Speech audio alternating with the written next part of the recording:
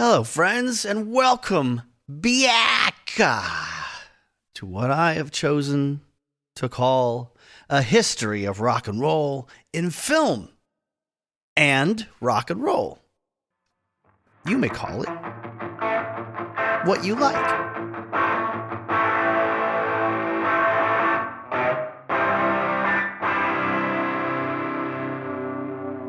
Now, today's another Mini Kiss episode, and if you've heard the first two, you know that this is not an episode about the band Mini Kiss. If they're still around, I hope they're doing well. But this is a small episode about a television program individually that I believe is a obvious nod to Kiss and their influence in the 70s mostly, because we've done Incredible Hulk, the Metamorphosis episode, which was early 80s, I guess. We did Chips, also early 80s, but fine. Okay, now that I think about it, I'm totally wrong. It's the early 80s. This is an early 90s episode of a TV show that premiered in the late 80s, but the episode story takes place in 1974. So all three of these TV shows that they featured professional, popular musicians dressing up in wigs and or, well, in makeup for sure, and or wigs, depending on which ones you're talking about. The young lady from the Hulk episode I think that was her own hair. But the kind of thing that you couldn't do if it hadn't been for the existence of Kiss. So this one isn't as much of a copy of the other two. The other two shared a lot of the same sort of story beats and themes and stuff. I don't know which one, the Chips episode or the Hulk episode, packed in more subplots. I think it was Chips. I think there was like 3 different plots going on at the same time with the Donnie Most Chips episode with Moloch, the Rock Devil Rock episode. Now, it was a pleasure to revisit the Quantum Leap show, which I've only seen when it was actually new on television. And really I was charmed by it, and you'll hear that. I ended up doing just a straight up watch along through the whole thing. So there are pockets where I'll just like shut up because there's a lot going on with the dialogue that you've got to pay attention to if you want to know what's happening. For the most part, I tend to just, sort of react to what's happening in real time. This is an episode where I've decided to just front load it with information about Kiss, and I think in the interest of being fair, I'm going to focus a little bit more on Ace Frehley this time, and to give him his due, because I've kind of overlooked him in the previous episodes, I would say, compared to Peter and Paul and Gene. And I'm going to pull some details from his autobiography, co-written with a famous autobiographical co-writer who's had a long and storied history in the industry, going back farther than this, but one of the first breakout, I think, gigs he got was working for WWE and doing The Rock Says back in 2000 or 1999 or whatever it was. I have just listened to an episode of the Attitude Era podcast, the Adam Bigelow, the Bibliotech, the Adam Bibliotech episode where they discussed The Rock Says and the writing in it. And I personally have read one other book by this author. He did the Dave Mustaine autobiography. And I can say with some confidence that I believe I would swear on a copy of, not the Bible, but I would swear with my hand on a copy of Unsung Heroes of Rock and Roll by Nick Tosches that the oh my gosh, this is an MTV book as well. I didn't realize that. Sorry, just looking at the spine of this. A good friend is letting me borrow this. Thank you very much. Mr. Christopher Todd Davis. And also thank you for furnishing me with the borrowation of your Cheap Trick book, which I'm going to use to do the rock and roll episode with Blondie and Cheap Trick. Woo! I've been putting that one off for a couple of years because I've not been able to find any good books about Cheap Trick that were easy to get your hands on. Anyway, large digression, I know. The point is, I would swear with my hand on any book written by Nick Tosches that Ace Frehley is not a writer, did not write this book as much as he was interviewed about himself and his memories of being in Kiss and other elements of his life and work. And his co-author, Joe Layden, oh, actually, there's a Joe Layden and a John Ostrowski, But Joe Layden is the name I was already more familiar with, having done a lot of other books. You can look him up and find a wide variety of famous folks he has worked with on their books. I think it's fairly obvious if you're a Kiss fan and you've heard Ace speak that the language that connects the stories together and the witticisms and the phrasings and the one-off comments together is not Ace, it's the co-authors. And if you don't believe me, bless your heart. You are an Ace fan through and through, and I'm not going to argue with you.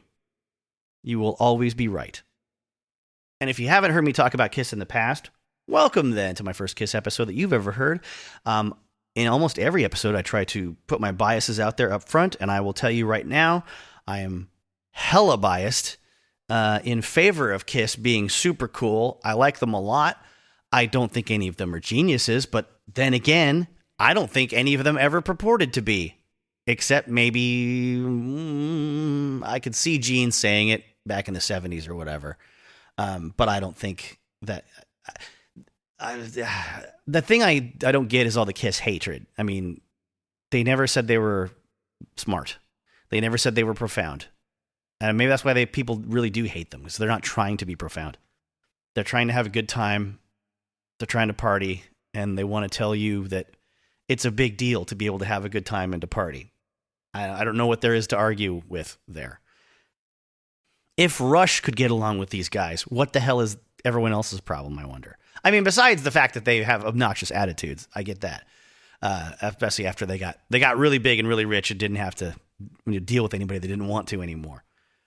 Another thing I'm biased about, I came to Kiss way later in life compared to most people that love them, I think, that grew up with them. I did not. I was born at about the best time there was to be a Kiss fan, in 1977. So it took until I was well into my 30s before I really got into them, at the behest of some people I knew that were musicians and, had a good 10 years on me. And I was at a good age there because I could appreciate what they did in their time.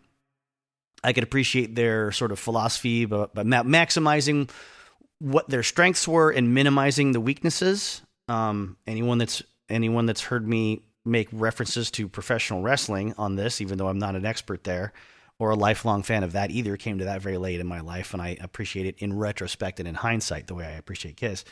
A genius like Paul Heyman was the guy that, even though he swindled a lot of people out of a lot of time and money, and people got injured trying to make him happy and make him money while he knew he was going to go into bankruptcy anyway, and then, bounce everyone's checks and get away with it.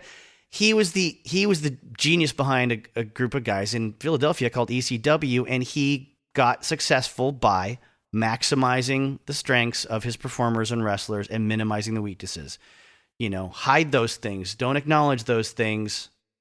Why would you? Don't make one performer act the way another performer that's out of his league would act. And that's how I feel about Kiss. I admire and respect what they've done with what they've got. And I admire and respect Gene and Paul for keeping those original four together as long as they did. I admire them for moving the fuck on without them as well. And I admire them for bringing them back. Okay? I am going to be judgmental about Ace as I was judgmental about Peter. But you know what? I don't think anyone in Kiss is going to rub me the wrong way as much as Peter Criss did in his writing. So, if you're an Ace fan, I'm not going to crap all over the dude. I think he's phenomenal. I think I owe a debt to him because he inspired so many of my favorite guitar players. So, and I dig his playing. I think, he's I wouldn't say he's underrated because he's worshipped by lots of people. I wouldn't say he's overrated either because he's pretty open about what he does. He plays a lot of pentatonic licks over and over again. People richer than him have done something very similar, just maybe faster, like Kirk Hammett, who I also respect a lot.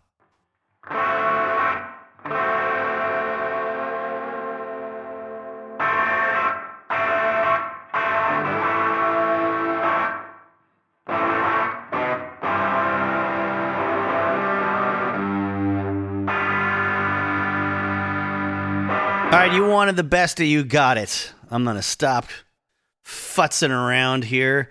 Get down to the good stuff. Let's talk about Ace Frehley. Let's get into his development as a young person. Let's talk about 16-year-old Ace Frehley. We have another instance. If you've maybe read "Walk This Way" by Aerosmith, or other books by long-haired rock and roll icons that were, of that age, you'll know that if you were a boy that had long hair back in the day, we're talking 1960s, 1970s, whatever. I mean, obviously, well before that. I mean, you just couldn't get away with it. Like, you're not going to have long hair in the 50s unless you're like a greaser with it up over the top of your head. It's still cut above the ears, right, for the most part, or it's combed up over your ears. It's not growing, hanging past the tops of your ears. Heaven forbid. But after the Beatles came along, a lot of young men wanted to grow their hair long, and they just looked like ruffians and barbarians, according to American society. And then they went longer after that, as more British invasion kind of bands started coming over with even longer hair. And the Beatles, of course, grew growing their hair longer as well. So Ace Frehley's one of those kids who gets kicked out of high school, I believe more than once, for refusing to cut his hair and just replying to the dean of the school with, hey man, it's a free country, leave me alone. And he's like, yeah, they left me alone. They got this after they kicked me out of the school. So, he had a big dramatic sort of falling out with his parents. He was told to clean up his act or get out of the house. So he said, fine, I'm out of here, grabbed some clothes and his guitar, left the apartment, and realized he had no place to go until he thought of a guy he knows named Duke. So Duke's a fella who is in his 20s and hangs around high schools a lot, picking up high school girls. Duke's fridge is always stocked with beer. Duke's always got pot. Duke tells Ace, because I guess they have some association in the past, and he likes the kid, hey man, you want to crash at my pad? That's fine. You want to bring your girlfriend over after school? That's fine. I'm assuming because this keeps Duke in underage tail and customers maybe for dealing pot to or whatever. So that's where Ace sort of starts and, gets a little comfortable in that routine for a while. And he didn't think much of it at the time, didn't think about what an unsavory sort of way of life this is, times being what they were.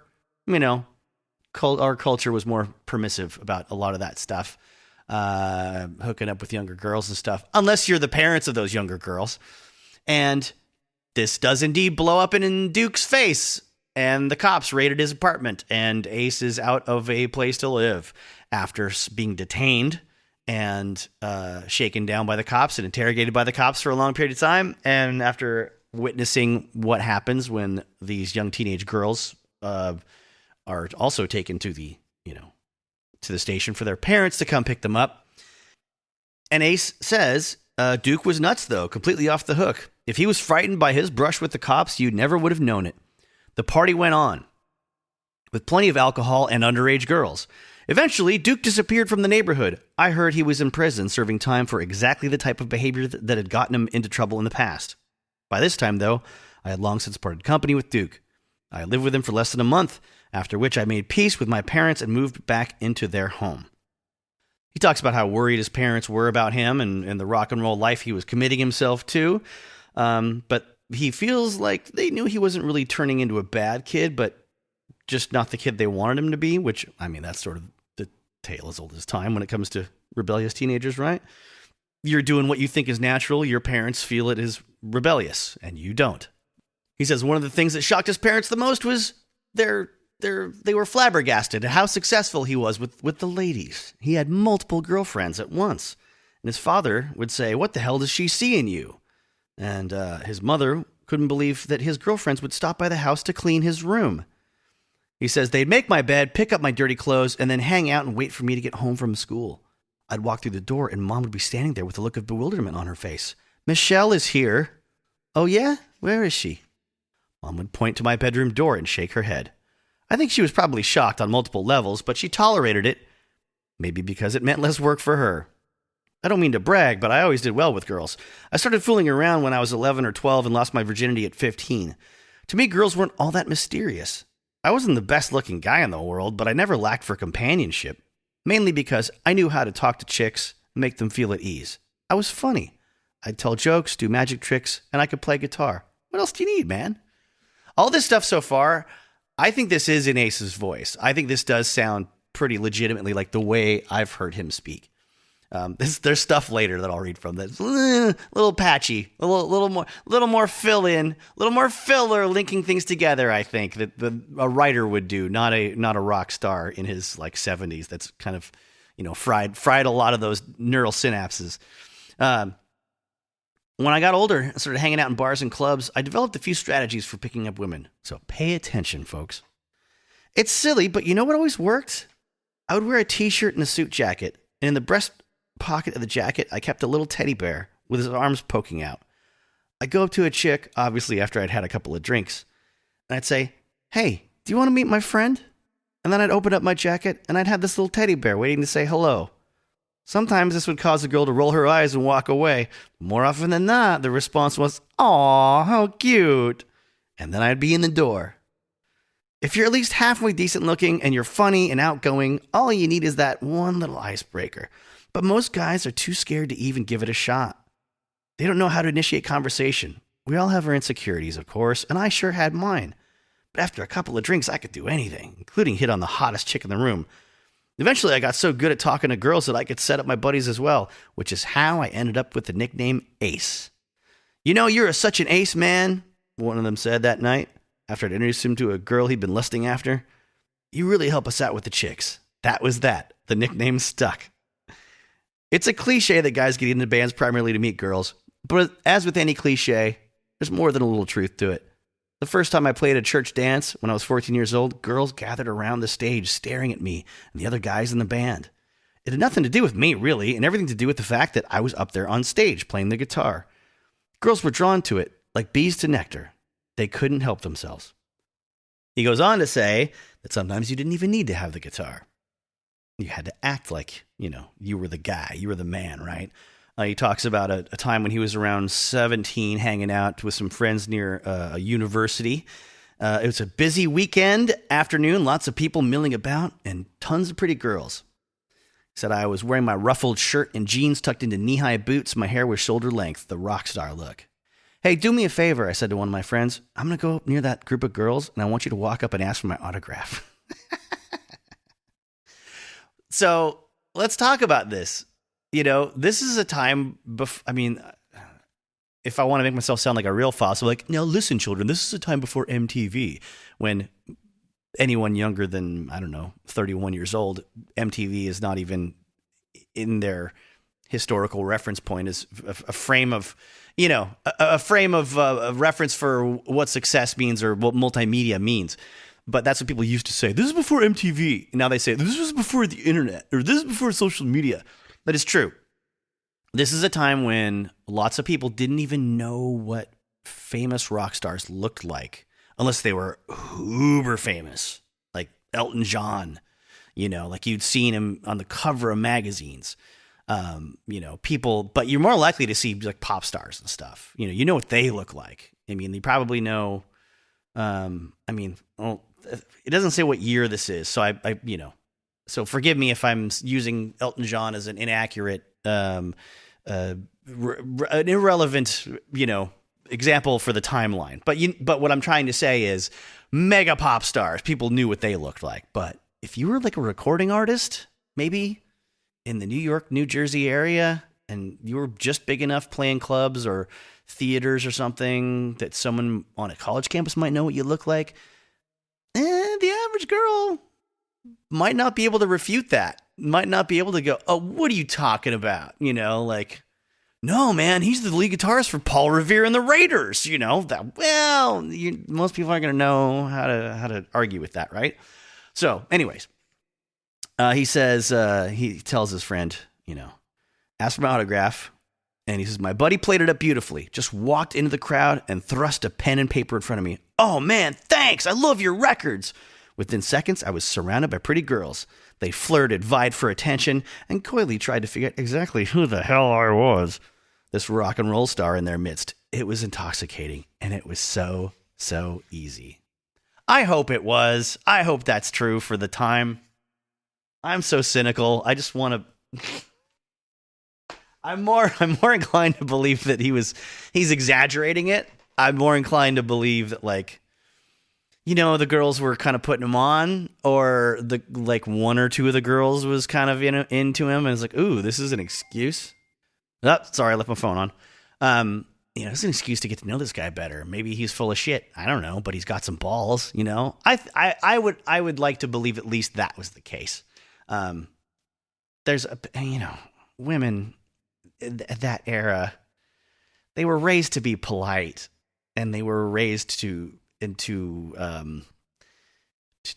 yes and when a man is talking, in terms of, you know, if we're going to put it in improvisational comedy terms, you know, you had to be risking a really bad social interaction if you were going to just call a random guy out on being full of shit. So I'm not saying it didn't happen, but I'm also like, I'm not saying that every single baseball player in the American or national leagues in America wasn't, every single one that broke the home run records didn't deserve those numbers and wasn't the best in his time frame or his class. I'm just saying that when only white guys were allowed to play the game, do you really know? I don't think you really know. So, again, this is my position on Ace. If something smells fishy, or I feel like I'm going to put it into context, I'm putting it into context. But the context as I understand it, or as I would interpret it, you know. Just asking questions here, that's all. But if you're an Ace Frehley fan, that's a great story. That's a great story, but also, you know, regardless, it informs who he is and how he treats women. And I think there's something to that sort of like, hey, have a gimmick, you know, but you got to be able to follow through on it with a cool attitude.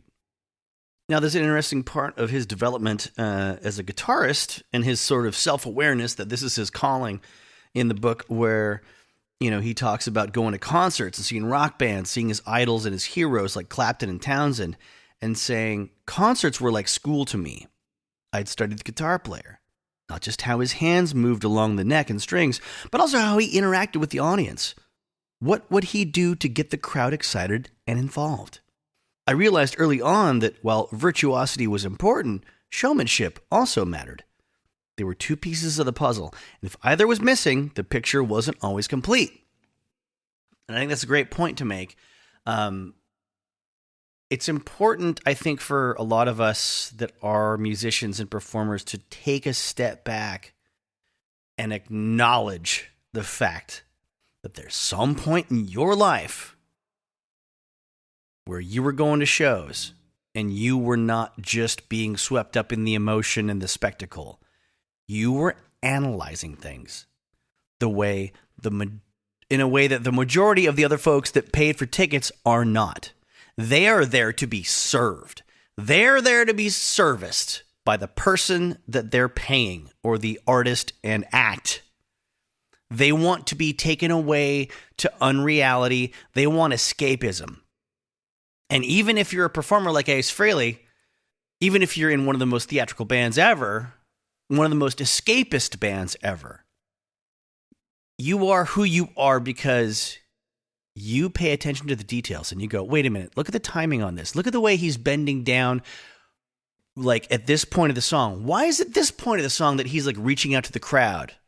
Why is it this part of the song where, you know, someone on stage is trying to make a bridge between themselves and an audience member? Oh, this is before a peak. This is a moment where they're establishing trust, right? They're establishing connection, and then they want to take the crowd higher. They want to not manipulate, but invite and facilitate someone's fantasy of being part of what it is the artist and performer is doing on stage. He goes on to say, the groups that just stood there and played weren't always visually exciting. I felt theatrical rock was the way to go. That's why I started putting smoke bombs in my amplifiers when I was 16. I studied Pete Townsend extensively in my early years. The way he played chords and inversions, his songwriting and use of harmony, and of course his live performances. Townsend, Page, Clapton, Hendrix. I had some of the best teachers in the world. I like to say that I never took a guitar lesson, but that's really not quite accurate.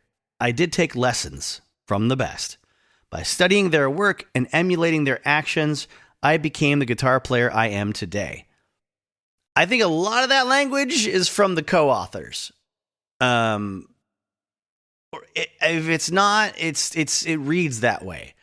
The guitarist I am today. Or I don't know, if I was a writer on this, I'd be like the guitarist that became the lead guitarist for Kiss. But then again, maybe he wants to distance himself from that. But like, why would you say that makes me the guitarist I am today when you're in your like 70s? Unless in his mind he's still in the 70s, not his 70s. I don't fucking know. But later in the same chapter, he talks about his sort of realization that he has kind of a knack for the music stuff. And he says, I was exposed to music my whole life because, he references his family and his household, and that music was valued in the home that he grew up in, which he's grateful for, to his credit. And I love that. I love when people just acknowledge their parents and their family members and their environment and go, oh, this didn't come from nowhere. I mean, you could still grow up with that and not be a musician, obviously. That's what most people do. But, having the awareness as a youth that this is something you relate to and want to replicate and create your own version of is a big fucking deal. He talks about, I'd hear my sister play scales and just pick it up, almost by osmosis. By the way, this is a phrase that gets thrown around a lot. And I think in the modern era, we've lost the meaning of it. I was in 5th grade in 1989. Yeah, Miss Walker's class. When she told us about osmosis, she said it was this really goofy idea where people were sold on the idea that like it didn't matter if you like read a book, you could just put the book under your pillow and sleep every night, and you would absorb the information by this process known as osmosis. I'm sure that helped people sell a lot of books to a lot of folks that couldn't read or didn't want to read. And I think years later there was also a lot of sound recordings on vinyl records and stuff, like learn languages while you sleep. You put on headphones and go to bed, and then the idea being that this is like the next level of osmosis in a more modern era, meaning mid 20th century, I think, where you just like, just listen to things going into your brain and you'll be a smarter person when you wake up. Why, neglect that time, the 6 hours you might get to sleep and be slothful when you could be learning Esperanto.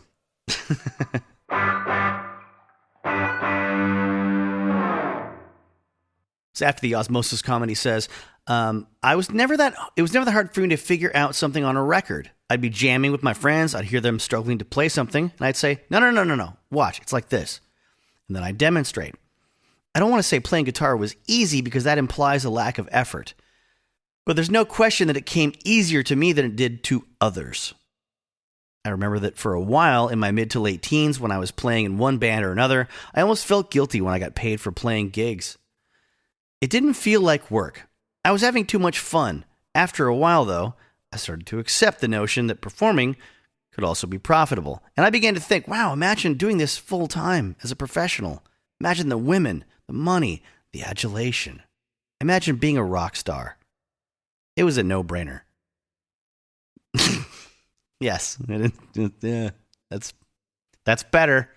Being a rock star is better than not being a rock star. I will wholeheartedly endorse that mentality if that's your reality. If I think most of us should have taken that route, instead of struggling the way we all do. But I also figured I had to devote most of my time and energy to the pursuit of this goal. Midway through my senior year at Roosevelt, only a few credits shy of a degree. That's not what it is. It's called a diploma. I dropped out of high school. Stupid, I know. I mean, who quits their senior year? But I had absolutely no interest in school anymore. It was, in my mind anyway, a complete waste of time. I think Jason Newsted from Metallica did the exact same thing.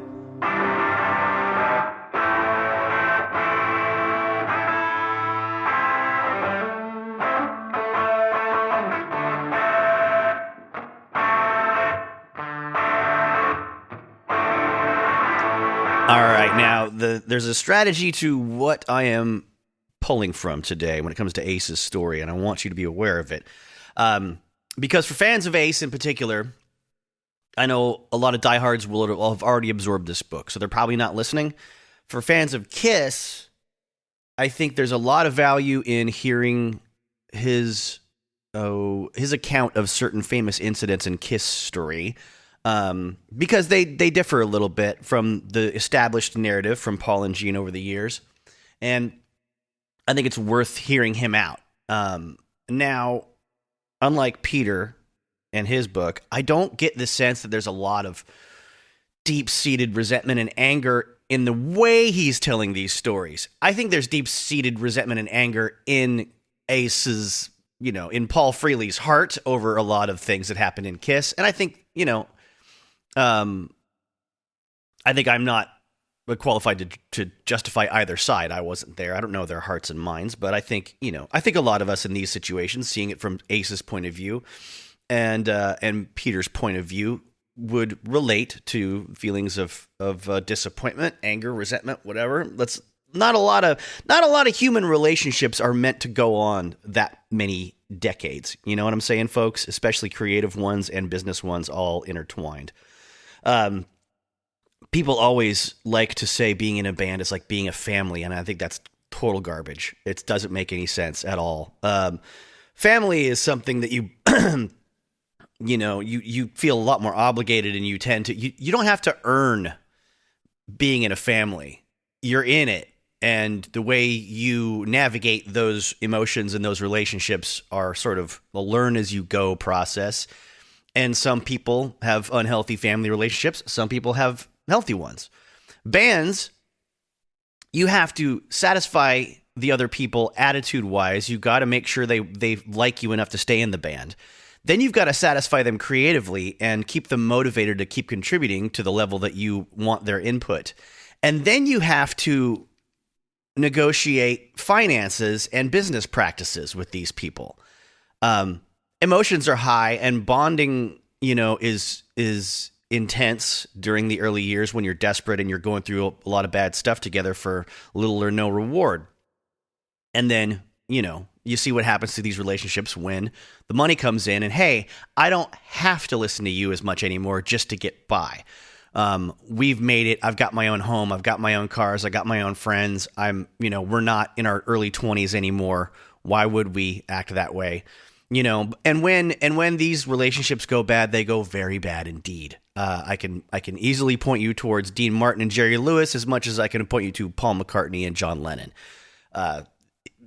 When those hearts get broken, you can't just throw their clothes out the apartment window and scream at them that they cheated on you in front of people walking by and feel a cathartic break with this person. Oh no, you've got business deals have to take care of, even if there is a breakup, and you got to pay accountants and lawyers, and you got to argue in the courtroom. If they try to screw you, you got to follow up, and you got to argue in the press, and you got to maintain your own brand now. There's no one helping you do it.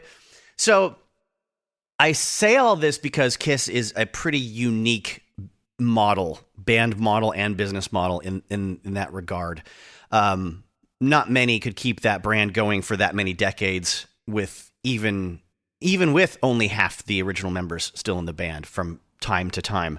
But there's something that most bands can't pull off. You got to admit, it's admirable that Paul and Gene have been there the entire time. And I've been in previous episodes, I have been very sympathetic to Paul and Gene when it comes to things that happen around the time of of the old Phantom of the Park, which was my first Kiss episode. Please go check it out. I think I failed to mention that one at the top of this. I just talked about the TV shows instead.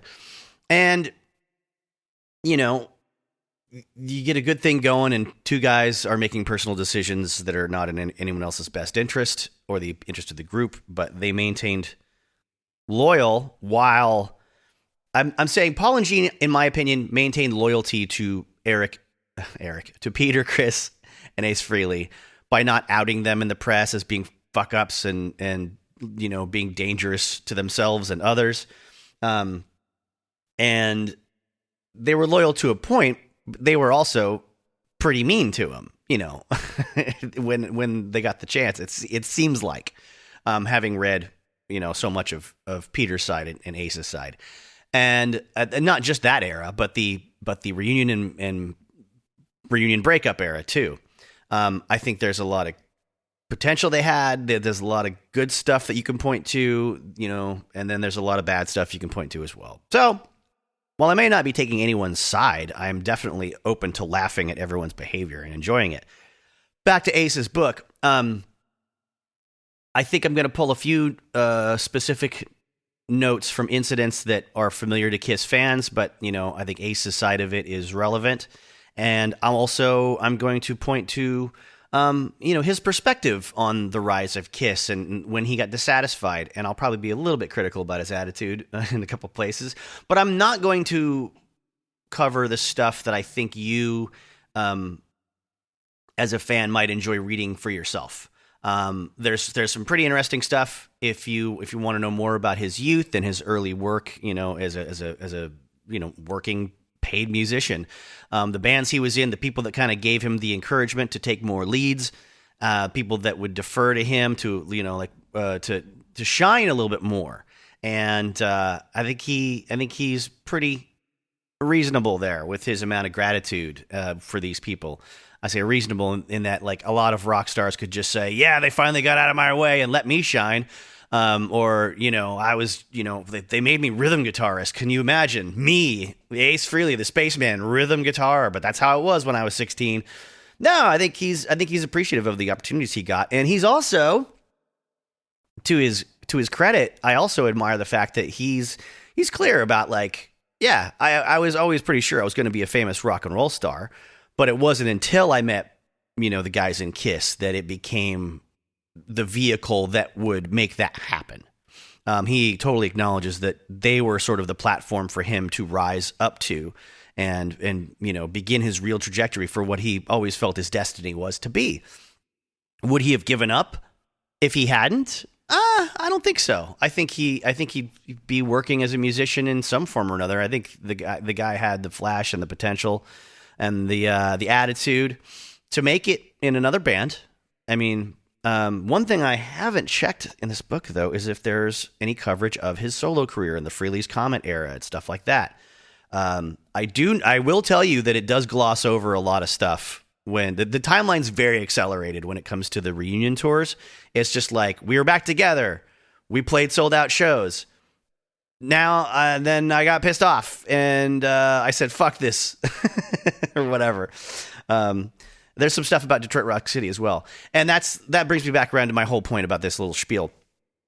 The Detroit Rock City episode I still haven't done yet is going to be the big one for Kiss. My last one for Kiss, I assume. And it's going to cover a lot more general history and, you know, from all sides, from more removed sources, biographers that are not members of the band. So with that in mind, let's go back to the story of Ace and him seeing the famous recruitment ad. Lead guitarist wanted with flash and ability. Album out shortly. No time wasters, please. Paul. I didn't know who Paul was, nor did I know anything about the band he fronted or the supposed record deal they'd secured. This was a free ad, one of hundreds I've read over the years. Like any New York musician with an ounce of ambition, I scanned the classifieds regularly, looking for new and interesting opportunities, especially with bands that claimed to have record contracts or upcoming tours. There was no shortage of these. From experience, though, I knew most were pure bullshit, and thus easily ignored. For some reason, though, this one was intriguing. Okay, all that together to me reeks of ghostwriter, not writer. That not reeks. That's a poor term to use. It smells of. It sets off alarms in my head. Like I think Ace speaks in a much more disjointed way. He didn't sit down and type that up. But that's why you hire these people. And that's why there's two names besides Ace's on the cover of the book. I'm not saying it's an improper practice. I'm just saying, you read enough books, you start to notice stuff like this. I'm not saying I'm a learned and well-read scholar, but when it comes to rock and roll books, I've read a ton. Anyhow, back to it. I figured, fuck, I have Flash, and I sure as hell have Ability. I doubted the part about the band having an album out soon, but it seemed worth investigating at the very least. So I picked up the phone, dialed the number that appeared at the bottom of the Village Voice ad. On the phone was the man who had placed the ad, Paul Stanley. It wasn't until much later that I would discover that his real name was Stanley Eisen. I still find it interesting that I was the only member of KISS who performed under his actual surname. Like all that, I would assume what that started out as on a recording of Ace being interviewed or just spouting his memoirs into a digital recorder of some kind was like, I pick up the phone, I called the number, and it's this guy named Paul Stanley, and I didn't realize that his real name was Stanley Eisen. Isn't it funny that I'm the only guy in KISS that kept his real name? Anyway, but you need pages. You got to fill those pages. You got to add those extra phrasings and words. By the way, this is page 64 out of a 300-page book. So, Ace doesn't waste your time with tons of chapters about like his parents coming over on a boat, to Ellis Island, and then his struggles as a 7-year-old in school, in elementary classes and stuff. I didn't read it from the beginning. I started flipping through the book, and I will say that, you're a fan of Ace Frehley. There's a lot of pertinent information in this, and I think it's actually good that he doesn't overdo it when it comes to the details or his story. I think he's unless like I said, unless he leaves out his whole solo career in the middle.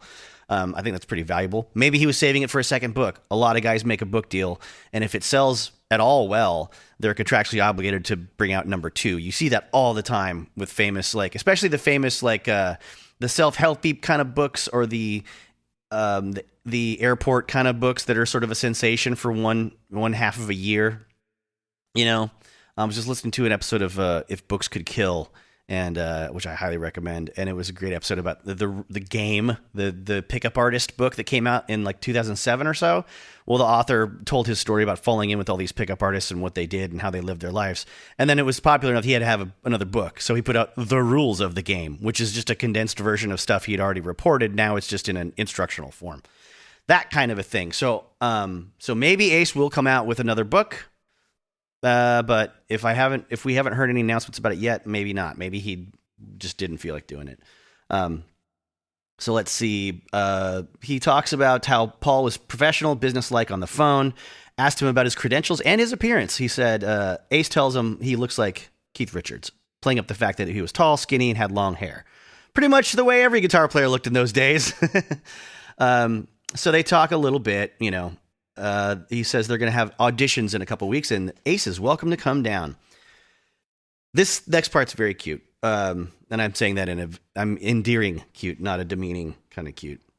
So first there's a little aside about checking in with his friend Chris and saying, here's what I know about the band. What do you think? And Chris is like, hey, I'm actually going to be there at the audition myself. And I think this detail is important because it kind of gives you context for the era and where we're at, where the line is in this sort of style of rock and roll. There's still a lot of people that don't quite look the part like Ace. We all know that KISS was big on you have to look like a star, you have to act like a star. If someone walked in the door and didn't look right, they were not going to get the gig, no matter how good they could play. And Ace says about his friend Chris that he's a solid player but didn't have the rock star look. He dressed like a prep school kid and didn't have long hair. Don't take this the wrong way, Chris, but I'm not sure you have the image they want. So the audition is January 3rd, 1973, which is like a year and 2-3 months before the events of the Quantum Leap episode we're about to watch. And he says if he knew the band at the time didn't really have a deal or an album coming out, he wouldn't have gone, which he also admits would have been a huge mistake for him. He says Paul and his partner in this project, Gene Klein, whom I would come to know as Gene Simmons. I know, we know. I'm pretty sure Ace didn't say that. Again, only a co-author would put that in there. He played with Paul in Wicked Lester, which a lot of you already know about, and had been offered a contract from Epic, but the deal had fallen through. So the ad, Ace says, like so many others I'd come across, was not entirely true. At the very least, it was misleading. But that's okay. It's become part of the KISS mythology, and I'm cool with that. Just as I'm all right with some people thinking the Village Voice advertisement sought a guitarist with flash and balls, which is the way it's been quoted a lot in the past. Nope. The term was flash and ability. Paul and Gene have long maintained that the Village Voice refused to print the word balls and instead substituted ability. I don't know if that's true or not. Seems unlikely considering the Voice was a liberal publication that had never been shy about allowing profanity on its pages, but it makes for a good story, I guess. So here's the cute part. Here's another good story. My mom had to drive me to the audition. I'd come to the conclusion that I had nothing to lose. What was the worst that could happen? I get to jam with some guys downtown. If they were talentless hacks and the whole thing turned out to be fraudulent, well, so what? I'd have invested nothing more than a few hours of my time, and his mom's, and maybe, just maybe, it would turn out to be something more than that. On the afternoon of the audition, I dragged my 50-watt Marshall amp, armed with 8 10-inch speakers, huge, heavy, out to the curb, and stuffed it in the trunk of my parents' Cadillac. I mean, those are the days of American steel. You know, you could fit a Marshall 8x10 and a head in the back of a Cadillac trunk. That's amazing. Without having like baling twine to hold down the trunk lid, maybe. Let's see. There was no requirement for aspirants to show up with their own amp, but I thought it would give me more confidence and more of an edge. I also presume my Marshall would be superior to anything these guys had at their loft. It was a great amp. Sounded even better with my single pickup Gibson reverse Firebird blowing through the speakers, the same model Clapton used on the Cream Farewell tour. That's all details for you guitar geeks there. If you know, you know. I knew how to get great sustain and feedback out of this combo, and I wasn't willing to settle for something less. I think Ace wouldn't have used the term combo there, because in guitar amplification language, combo does not mean a separate head and then 8-10 cabinet. It means an integrated box with all the controls at the top and the speaker below in one enclosure. The co-authors, though, I'm sure don't care, don't need to know that. Most people don't need to know that. It's a detail. It's a detail. I'm not going to quibble about it. But it takes you out of the narrative sometimes, some people, you know? So he talks about his mom and how nice she was to drive him downtown. Because, you know, he can't, like, bring his gear onto the subway.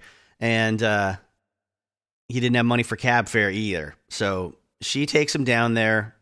He gets nervous. He walks into a deli, and he buys a 16-ounce can of beer in a brown paper bag, cracks that open once he goes inside, drinks the whole thing before he gets up to the floor where the fellas are doing their auditions, and feels a lot better. Feels good to go. He said it was basically a long, dark, narrow room with dozens of empty egg cartons glued to the walls and ceiling for soundproofing. There were 3 people already in the band, and all 3 were there that day. And you know who they are. Again, filler. Like, his description of everyone in this sentence is filler. With, you know, and Paul Stanley, with whom I'd already talked on the phone. Yes, co-authors, we know that. We know it because we read the previous page where he talks about Paul and Paul's fake name and talking to him on the phone. You didn't need to tell us that. It's a good thing Ace is an interesting guy. I'm going to keep reading your book. Another unnecessary bit of repetition is him saying, you know, yeah, I did in fact look a little bit like Keith Richards as advertised. I had the shag haircut, the bony frame with veins popping out of my forearms. I wore the requisite t-shirt and jeans. Nothing too wild or psychedelic. Just straight up rock and roll. Okay. That's all filler and, you know, probably not exactly written by Ace. With one little quirk, my sneakers didn't match. So here's his side of the legend, because I always remember the interview footage with Gene from various retrospectives throughout the years, you know, talking especially around, I think especially around the reunion era when they were doing VH1 specials about them and their history and stuff. And he's like, you know, I saw this guy come in with one red sneaker and one green sneaker, or one orange sneaker and one green, and I think he always got one of them wrong. Compared to what Ace is saying here, he says, my sneakers didn't match. One was red, the other was orange. A lot has been made of this over the years. Was Ace too spaced out to know what he was doing? Too nervous to realize he'd picked mismatched shoes out of his closet? Was it a fashion statement? Here's the truth. I was in a hurry and grabbed 2 sneakers, slipped them on, and rushed out the door. By the time I'd realized what I'd done, we were on our way downtown. I wasn't worried, though. I thought I looked kind of cool. All right, so that's not exactly blowing the lid off the legend, but he clearly felt it was necessary to clear that up. But also, why was he in such a hurry to blaze out the door when he'd had all this time? He'd had a few days to think about whether or not he was going to go, and he had to ask his mom to drive him, probably not at the last minute. I mean, I hope. That would be rude. All right, whatever. Gene and the boys, I would later discover, had a different response. They thought I was, at best, a fuck-up, at worst, inconsiderate. It didn't help matters that I wasn't entirely respectful of the audition process. See? Good for him for owning up to that. Protocol dictates silence while waiting your turn, but as the guy ahead of me was finishing up, his name was Bob Kulick, and he would come to be associated with KISS in a number of different ways over the years, though never as a live performer. So, a little note for the folks that already know, and that's from him to go, remember the thing, the history? And for those of you that don't know, Bob Kulick years later would be employed by KISS in the studio to record Ace's guitar parts behind the scenes when Ace was not showing up or physically not able to pull off his solos. In the studio, there was a great bit from that old VH1 When KISS Ruled the World special. It was like a 45-minute special back in the early 2000s, I think. I think Ace and Peter were still in the band because they were being interviewed in their... No, maybe they weren't interviewed in their makeup. I may be telling a lie here. But it was on that. It was on the... Either they weren't in the band anymore or they were about to leave the reunion tour. Because I saw them in 2000 in Phoenix, Arizona. So they could have still been they would have still been employed by Ace or Paul and Gene, I assume, or they were getting paid for the interviews. And point is, they have Bob Kulick on, and he's like, "Yeah, I mean, I'd come out of the studio with my guitar case in my hand after just an afternoon's work, and Ace would be walking in, and he'd see me and go, 'Hey, buddy, how did I sound today?' And I said, 'You sounded great, best of your entire career.' Zing." Not a bad one, Bob. Anyway, Bob's younger brother, Bruce, would be a full-time member of KISS in the later 80s. And I think that's what Ace is referring to here. Like, hey, that's Kulick. If you recognize the name, it's not the guy you think it is. Anyhow, he says, at this time, he pulls out his guitar and starts warming up with some scales in the far corner of the room. My actions were definitely a distraction. As they conducted a post-audition interview with Bob, I continued to play, trying to stay loose. When Gene saw what I was doing, he walked right over and got in my face. That's pretty fucking rude. Why don't you put your guitar away and sit down and wait your turn? Oh, sorry, man. I can look back on all this now and laugh. Maybe the guys can laugh too. At the time, though, I'm sure they weren't real appreciative of my behavior and probably didn't anticipate I'd be the person who would eventually end up in the band. But it all comes down to one thing in the end. Can you fucking play the guitar or not? I could fucking play, and I had the image. The audition itself went smoothly, well, not counting the part where Gene threatened to kick my ass if it turned out I was wasting their time. My reaction to that, unspoken, as I still wanted the job, was, who is this fucking asshole? Doesn't he know that I could break him in half? And I'll round it out with this next bit. They just start jamming the songs without Ace having ever heard any of them before. They just go, yeah, Paul says, it's called Deuce. See if you can keep up. Honestly, I think they were trying to get rid of me as quickly as possible. It's not easy to hear someone else's material for the first time and try to jump in on lead guitar. In fact, it's hard as hell. But that's what they did. They told me what key they'd be playing in, and they gave me a demonstration. After a few minutes, they paused and invited me to jam along. I'll cue you when it's time for the solo, Paul said. All right. I gotta disagree with him there. I think that's pretty... Seeing as how he was being a dick and disrupting them during his little warm-up, if they wanted to get rid of him, they would have just launched into Deuce and said, do your thing. And it is easier to do a lead guitar audition for something like that than it would be to do non-lead guitar, because you just got to sort of watch where the bass player, rhythm guitar's hands are going, and you're like, okay, somewhere around this little blues box area, I'm going to play some of my typical stuff.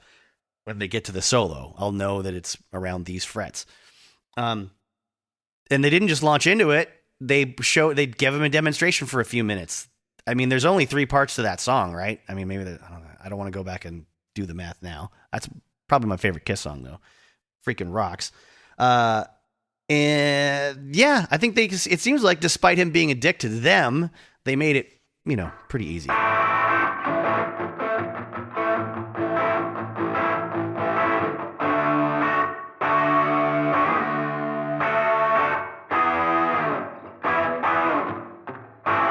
Now, let's skip ahead in Ace's life to after the first album comes out. There's a lot of cool stuff that happens between the audition and that, but I'll leave that for you for the time being.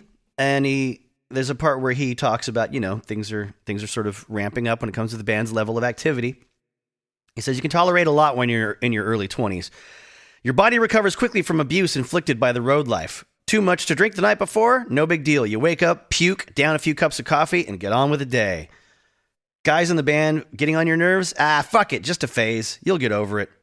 While the road definitely loses its appeal with age, there's something legitimately romantic and exciting about living that nomadic life when you're young. All that said, I could not agree more with everything he just said. I lived my own version of it. Not saying I had a career, not saying I was a rock star, or I ever wanted to be one. I just wanted to live a little bit of the dream. And it was incredibly disappointing by the end of that 7 years. But I did my time, and I know what he's talking about. I didn't live out the stuff he's about to talk about, though. As we became increasingly rich and famous, the quality of the accoutrements improved. Hotter chicks, more drugs, 5-star hotels, and private jets. But we had no complaints about life, even on the lower rung of the rock star ladder. Groupies were there from the beginning, although it wasn't as big a deal to me as it was some of the other guys in the band. This next part is incredibly diplomatic. Let's see. I never had problems attracting women. I started having girlfriends when I was 12 years old. Sex was no great mystery to me by the time I went out on the road with Kiss. Don't get me wrong, I could whore with the best of them, especially when Jeanette and I were in one of our many periods of estrangement. But I didn't chase pussy like I'd never seen it before. I've heard stories about these guys who become rock stars and all of a sudden they're getting laid all the time and they basically lose their minds. I mean, I had already been with at least 50 women by the time I put on the Kiss makeup for the very first time. If you've been with only 1 or 2 women and had to beg for whatever you got off them, it must be intoxicating to suddenly have groupies falling all over you. You go from getting laid once or twice a year to getting laid 100 times by 100 different women. It can be a little disorienting. I sort of got the feeling that Gene fell into this category. All that, I think, was very diplomatic, as I said, knowing what we know about Gene and his sexual proclivities. I can't say for sure because I don't know a lot about his sexual history prior to Kiss. And I'm not casting aspersions on that either. I'm just saying the way he behaved when the chicks started coming around. But I do know that once we got out on the road, Gene reacted like a starving man at a smorgasbord. I believe Gene is a sex addict in much the same way I'm an alcoholic. We all have our issues and vices, and I saw Gene's behavior affect him and the band sometimes in a negative way. Maybe not to the extent that my drinking impacted the band, but certainly there were consequences. Gene's had a lot of unkind things to say about me over the years. Some of the criticism is legitimate. In sobriety, you embrace accountability. And I can't deny that my drinking and drug use eventually became highly disruptive and problematic. But some of the personal jabs have been harder to take, partly because we were all friends at one time, and we did do something remarkable. But also because Gene wasn't exactly the easiest guy to get along with either.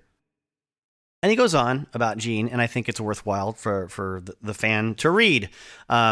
Gene's an epic slob. He's hard to be roommates with. He's gross. He's, it's not just the persona of the demon and the waggly tongue and the banging girls all the time and being obsessed with money. He's, physically uncomfortable to be around. Also discussion of their orgy activities later. Gene would never orgy with the boys. He would stay alone with his girls. He wouldn't share with girls like the other 3 guys did. Oftentimes, wouldn't shower with the guys. Kept to himself. Wasn't really his thing. So We'll now move ahead again in the timeline. This is another very Ace-specific section, talking about his escalation in drinking that really, he says, took off when they were making Hotter Than Hell. There's a good chunk of the book where, you know, they're doing the first 3 albums, and you do get a sense for the kind of panic, the rush, the lack of support financially coming from the parent company of Casablanca Records, the folks that are funding them. They basically just sort of pulled the money that Casablanca expected to have on hand to give the band to tour with after the second record came out. So it's just like, we're going to make a third record the same year we just put out the second record. And so it's like, all right, I guess we better start writing songs in the studio now. But before that, on the second one, he says, as a response to the pressure while making Hotter Than Hell, and partly because he just didn't like being in Los Angeles, those are sort of the excuses he offers up for how much more his drinking increased. Not because he wants sympathy, but as a point of illumination. And drinking has been his crutch for quite a while, since he was a teenager, and he openly admits that that's the way it was all the way through his time with Kiss. One night, we were supposed to go do a photo shoot for Hotter Than Hell. I got into one of my first serious car accidents. Now, I have a reputation for being one of the world's worst drivers, but that's not entirely well-deserved. I'm actually a pretty good driver. I'm just a really bad drunk driver. I've totaled a lot of cars over the years, but I've never had so much as a fender bender while sober. Trouble is, from roughly the mid-1970s to the mid-2000s, whenever I got behind the wheel of a car... I'm going to repeat that part. Whenever I got behind the wheel of a car, the odds were pretty good that I'd been drinking. I'd like to remind everyone listening that the title of this book is No Regrets. He talks about they're staying at the Ramada Inn on Sunset, hanging out, partying whenever they weren't in the studio. He can't remember why he left the hotel party or left the hotel that particular night, but he got behind the wheel of a rented Chevrolet he had at his disposal, and he was pissed off about something. Probably something stupid, he says. He was feeling angry as he cruised through the Hollywood Hills, driving through the turns really fast like he was a, Formula One driver. I found this one particular street in the hills challenging, so like an idiot, I kept circling around these twists and turns over and over again, trying to navigate the course a little faster every time. Whew. Next thing I knew, my car was spinning out of control and a telephone pole was coming up fast, rising to meet the windshield. The car spun sideways at the last minute, enough to avoid a head-on collision, but the impact was still severe enough that I was catapulted forward into the windshield. Now, he's elated that he's lived through this. As he gets up and dusts himself off, he doesn't register that he's injured right away. Obviously, you're drunk and you're high on adrenaline at that point. I'm sure lots of people do that, which is how they exacerbate a lot of their injuries because they can't feel them yet. And he assumes he's okay, partly because, well, his mirror has been smashed, so he can't see what he looks like. He then walks back to the Ramada Inn, leaving the car there because, while he says it's not totaled, it's not functional, it's not drivable. I don't know how he registers what totaled means in his estimation or what qualifications he has for that. He's not an insurance adjuster after all, but we'll take his word for it. That somebody would see that and say, no, it's worth fixing. Anyhow, he comes back to the hotel while cops are called by somebody, and they're tracing the registration and contacting somebody at the band. But he says, I don't remember any legal ramifications, but there was blowback for sure. Now, their road manager says, Jesus sakes, what the fuck happened to you? Doesn't matter, I said, but I think we need to go to the hospital. What? What? Kind of response is that to somebody? Anyhow, there's a gash on his forehead that's swelling up.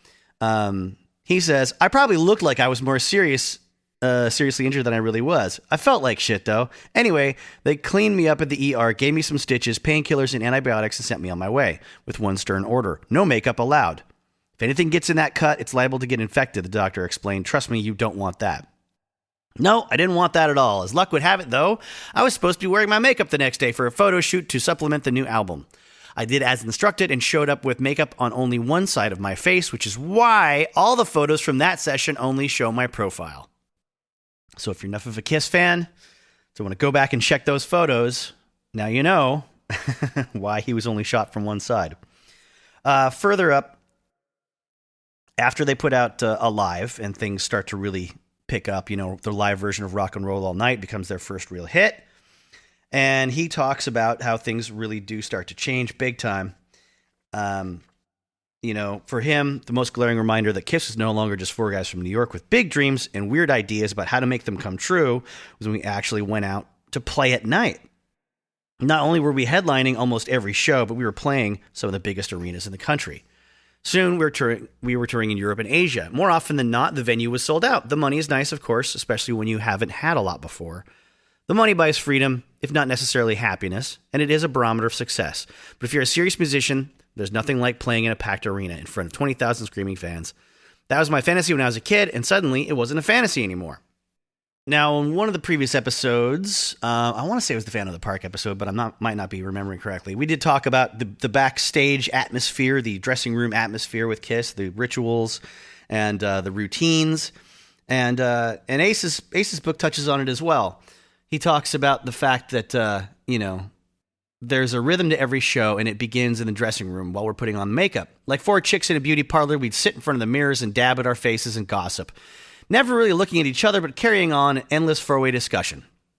The dressing room was completely off limits to anyone but our innermost circle. Not even wives or girlfriends were permitted in the dressing room. Just band members, our road manager, and the wardrobe girls who helped us with our costumes. Later on, we'd hired a hairdresser to apply wigs to those band members who needed a little help. We'd sit in our chairs, in full costumes, being transformed into our various characters, and we'd chat about what had happened during the day or previous night, or whatever little changes we planned for the show. If someone had screwed up the previous night or in sound check, this was the place where we'd talk about it. Sometimes the conversation would be blunt. Watch the tempo. Don't fuck up again. Ace, don't forget the fucking solo. I mean, if you're the lead guitarist and someone has to tell you not to forget to take a solo when you're supposed to, I feel like bluntness is reasonable. I think that's a decent prescription for bluntness there. Most often, though, the mood was light. Gene often showed us Polaroid snapshots of the girls he'd been with the night before, and that brought out mixed reactions from all of us, sometimes to the point of hysterical laughter. We'd pump ourselves up, talk about putting on a great show, joke about how much fun we were going to have afterward. Even then, for me, the party had already begun. I started drinking before the show and kept at it while we played. Afterward, we'd usually jump into a limo, head back to the hotel where we'd shower and change and become acquainted with the more attractive members of the burgeoning Kiss Army. If we needed to be somewhere right after the show, we'd use the shower facilities at the arena. Ace goes on to talk about, becoming a full-blown addict after getting a lot more money and then having access to cocaine, which changes his whole routine chemically in life. And then, with the extra, that means, staying up all night with cocaine means you can stay up all night and drink more. So then you end up, according to him, not according to me, I would not know. But I never partied like a rock star in that way. So I've got no qualifications here. But he says, you end up with these horrific world-ending champagne and coke hangovers. And the only thing to do about that is to start taking pills like Quaaludes and stuff to numb that pain. And then you get on a cycle of just that sort of recovery, like ups and downs and ups and downs. And then trying to time it so you can get a small amount of sleep somewhere in the middle of it all. He also talks about a specific cocaine dealer named Jeff, who supposedly had been a mercenary in South America. This is still the post-Alive era, where he says his life was totally detached from reality. I went from having a little money or worldly possessions to having a staggering wealth and fame, and I hadn't the vaguest fucking clue as to how to handle any of it. So Jeff says he had an intense and dangerous vibe, Ace says Jeff had an intense and dangerous vibe about him, but he also had the best blow in the city. Peter hooked him up with this connection, and because up until that point, Peter had been his primary source. Wherever else this guy might have been, he was no slouch in the drug trade. His shit was uniquely pure and powerful. Not cheap either. As a result, Jeff had a very elite clientele with lots of celebrities, as well as the usual assortments of doctors, lawyers, and Wall Street types. I remember stopping by his place on 8th Street one day and passing one of the Stones on the way out. Not that it was a big deal that they used blow in the late 70s. It was hard to find anyone with money or fame who didn't do coke. People did blow the way people today drink beer. It almost seemed normal. I've read that from a lot of people, too. Not just someone like Ace, who's, it's not just somebody making excuses for themselves. I've heard that repeated quite a bit. Goes on to talk about Jeff's little operation. He got really, really uncomfortably busy as far as the traffic in and out of that apartment building. And he starts to get a little less consistent as far as the delivering or, how often Ace has to go to his place and pick up the stuff and, pay him in cash. But he would also tend to, hang out, do a few lines with Jeff and whoever else was hanging around while he had time. He wasn't exactly a friend of mine. Like a lot of people I got to know in those days, he was just a guy I did drugs with. One day I missed an appointment to cop some blow. I forget why or what happened. It really didn't matter. The point of the story is that on the day I was supposed to meet Jeff, he and his girlfriend were killed. Shot in the head, execution style, the cops said, right in their own apartment. I remember seeing the story on the news and feeling a mixture of sadness and relief. It shouldn't come as a surprise that Jeff was killed. If his background story was accurate, it's easy to envision a scenario where he had managed to offend his distributors in South America, or maybe edged into territory previously controlled by the mob in New York. He was playing with fire. And as one of his best clients, one of his party partners, so was I. If something hadn't come up, I could have been there on the day Jeff was killed. I guess a guardian angel was looking over my shoulder on that day. It wasn't the first time, and it wouldn't be the last. Oh, that's one of my pet peeves. Is when these, rich and famous people with a religious attitude. I'm not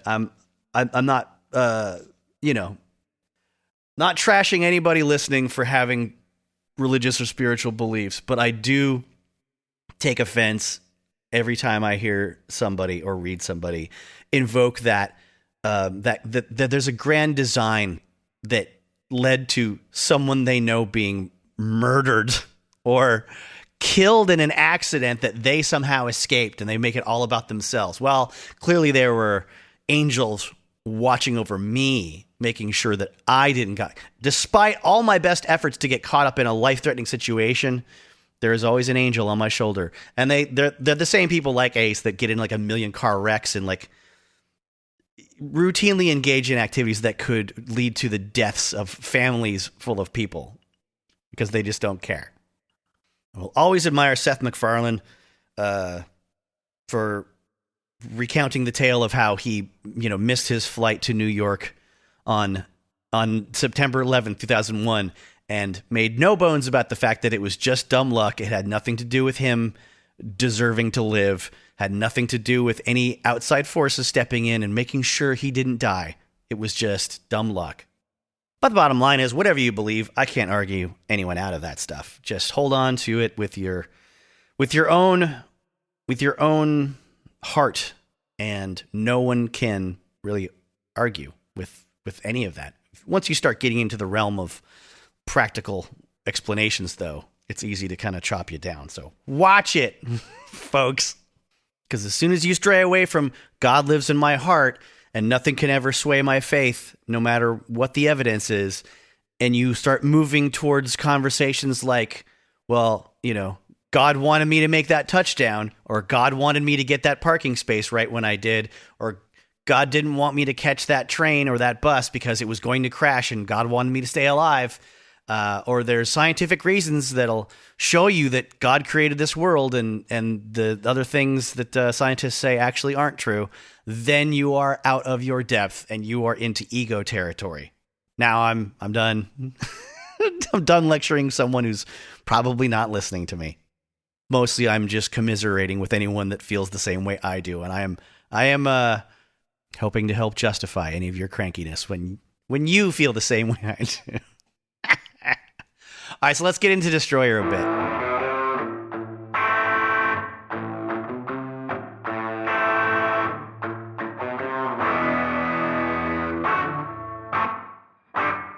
Obviously, the making of Destroyer is a huge moment in the band's history. And we've talked about it, the Bob Ezrin experience, on a previous episode. But I think, again, it's definitely worth looking at from Ace's point of view. You've heard it before from the historians and from the louder voices in the band that have been dictating what the history was and how much they liked having someone there to keep them disciplined and be a taskmaster, things like that, and keep Peter and Ace sort of on the ball. He's pretty nice about talking about Bob. He doesn't sound like he's got any crankiness about the way he was treated in the studio after all these years. He said he was an interesting guy with a great mind for music and production, but at times he had the demanding, volatile demeanor of a football coach or drill instructor.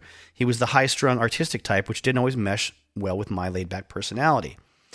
And he makes the point that, or he makes the inference that Bob came down heavy on him because Ace, oh my God, where's my brain today? Sorry, everybody. Because Gene and Paul had likely tipped him off to Ace's, drug and alcohol predilections, right? And Bob Ezrin's experience with those sorts of personalities was, in bands like Alice Cooper, where it turns out Bob had just hired a session musician to come in and do some solos because he couldn't count on the guy that was getting fucked up all the time. So, despite that, Ace's attitude was like, yeah, but that's not me. I've got better chops than that guy. I'm a better guitar player than that guy, even if I am, a frequent distraction to everyone with my hangovers and my erratic, behavior. He talks about the previously mentioned on another episode, drumstick on the box, for Peter to keep time with while they're recording, that Bob employs, manually giving him a click track. And Ace says, as if Peter couldn't keep proper time. Well, unfortunately, pitch, like proper time, is one of those things that if you can't detect that it's fluctuating and someone else can, they're right and you're not, because you don't. And I speak from experience because I don't have perfect pitch. I got a good sense of time, but I have close friends that are better at noticing both than I am. You can focus it, you can hone it, you can practice your ear to get better at detecting those things. But if your attitude is just like, no, I'm always right on the rhythm, and so is he, because I've never heard him go off the rhythm. Whereas Bob Ezrin and Paul Stanley routinely have had problems with the time from Peter. And Peter complained all the time that Paul was on his ass about playing too fast or fluctuating too much during songs live, even after the reunion.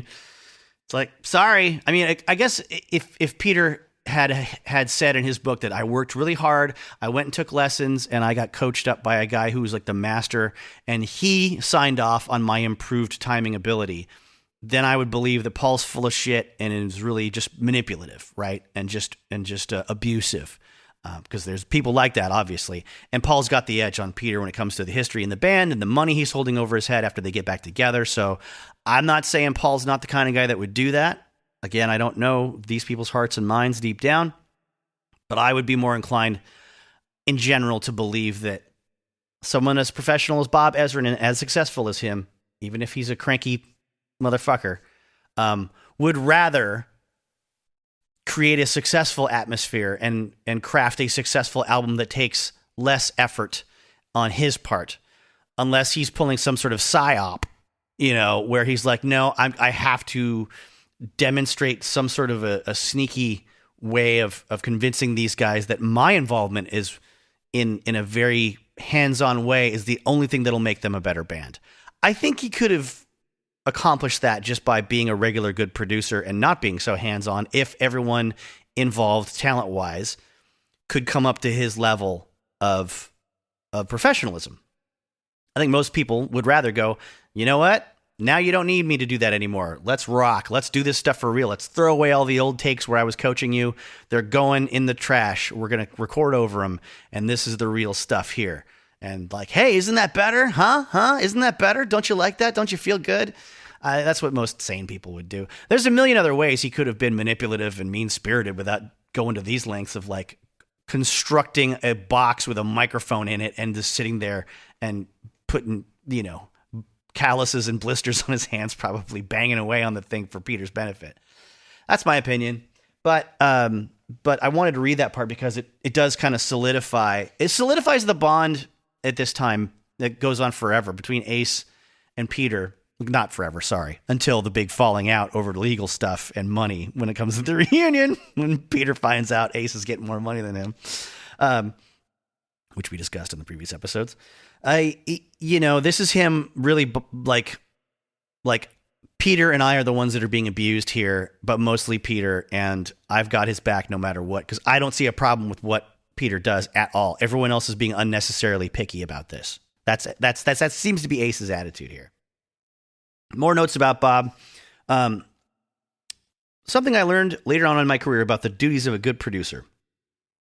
His job is not only to help a band make a great record, but also to bring out the best in his musicians by creating an encouraging, comfortable atmosphere in the studio so that everyone feels good about themselves. That was a quality Bob sadly lacked. Well, that's the way it works when you're having a good time, Ace. But there's a lot of producers that are very successful that, like Bob Rock, that didn't just go in and tell Metallica, oh, you're all wonderful, let me make you feel good. He said, this isn't good enough. Your drummer is going to have drum lessons every day in the morning before you all come in because this is unacceptable until I say it is acceptable.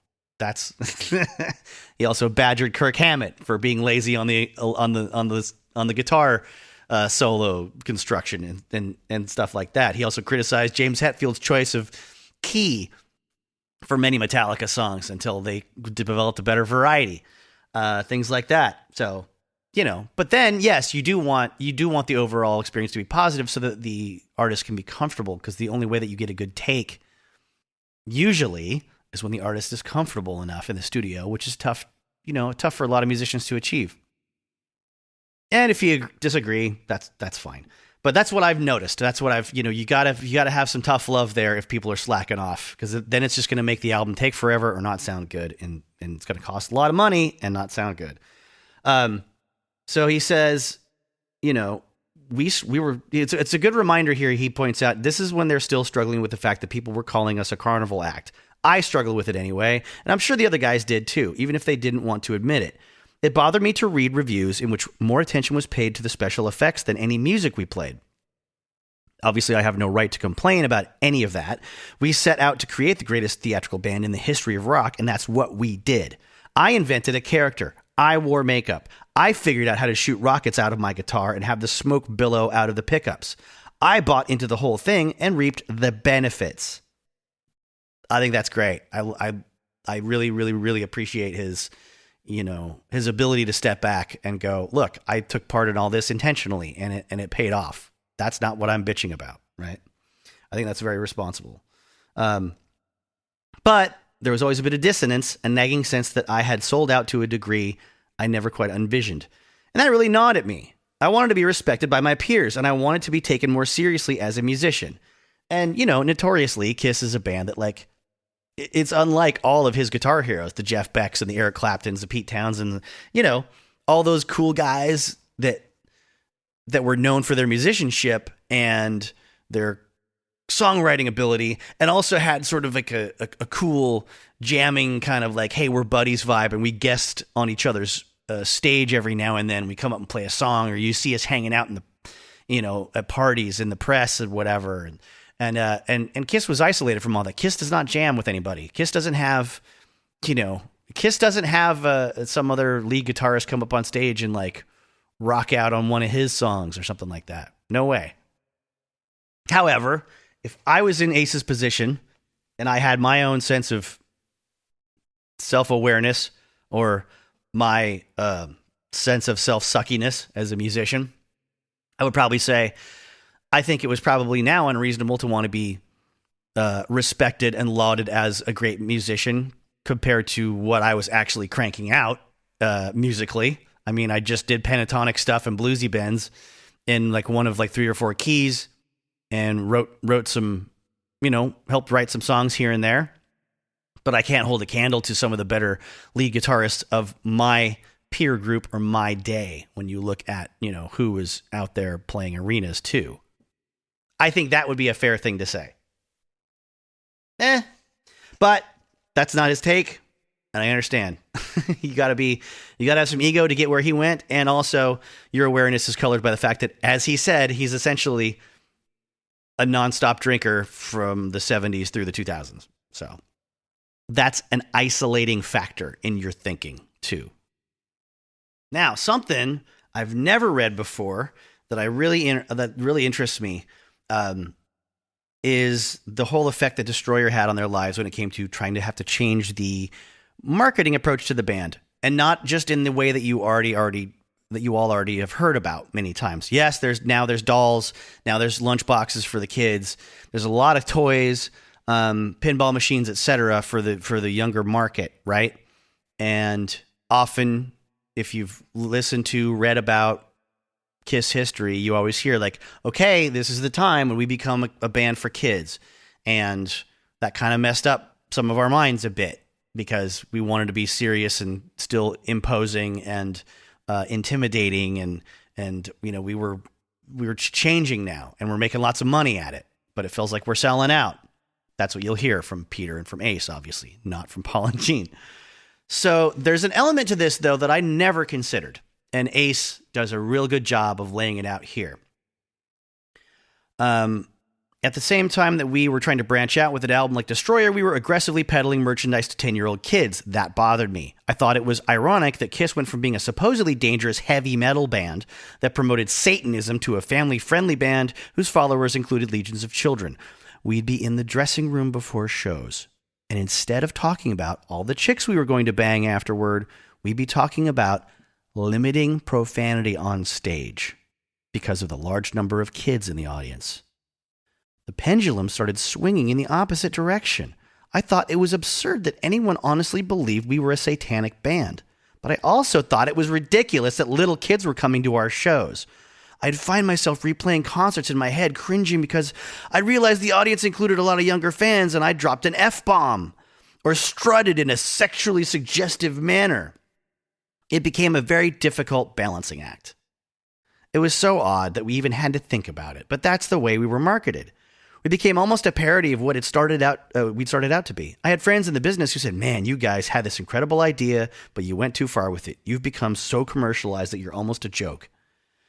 Each of us reacted to those sort of statements in his own way. Gene was the best at letting them roll off his back. If people accused KISS of being a sellout, Gene would laugh and say, "That's right, we sell out every night." Another one that Jason Newsted took. He said that in a VH1 Behind the Music in 1997. Do we sell out? Absolutely. Every single seat in the arena. Let's see. In public, at least, he attributed every ounce of criticism, every negative review to jealousy. Maybe he really felt that way. I don't know.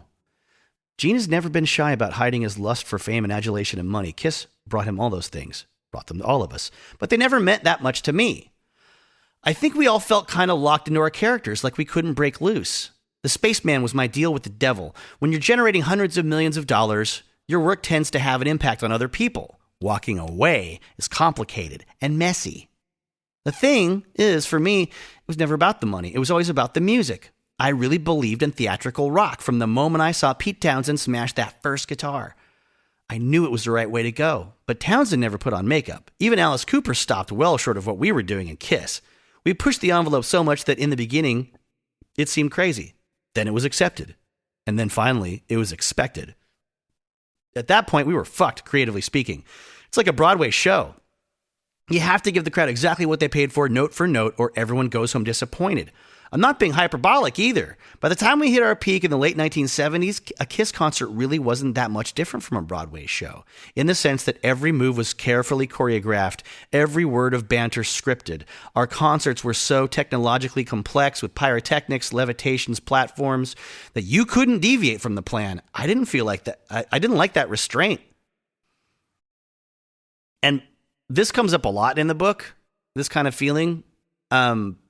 I don't have a ton of sympathy, not because of the money, because that wouldn't be a valid criticism, because he keeps saying it's not about the money. I feel like that's where you do a Stephen King move. It's like, I mean, granted, maybe he wouldn't have had time for this, really, but I think he could have squeezed it in after the Destroyer period. You pull a Stephen King move, and what I mean is, you go put out something that's a passion project just to prove you can do it on your own, right?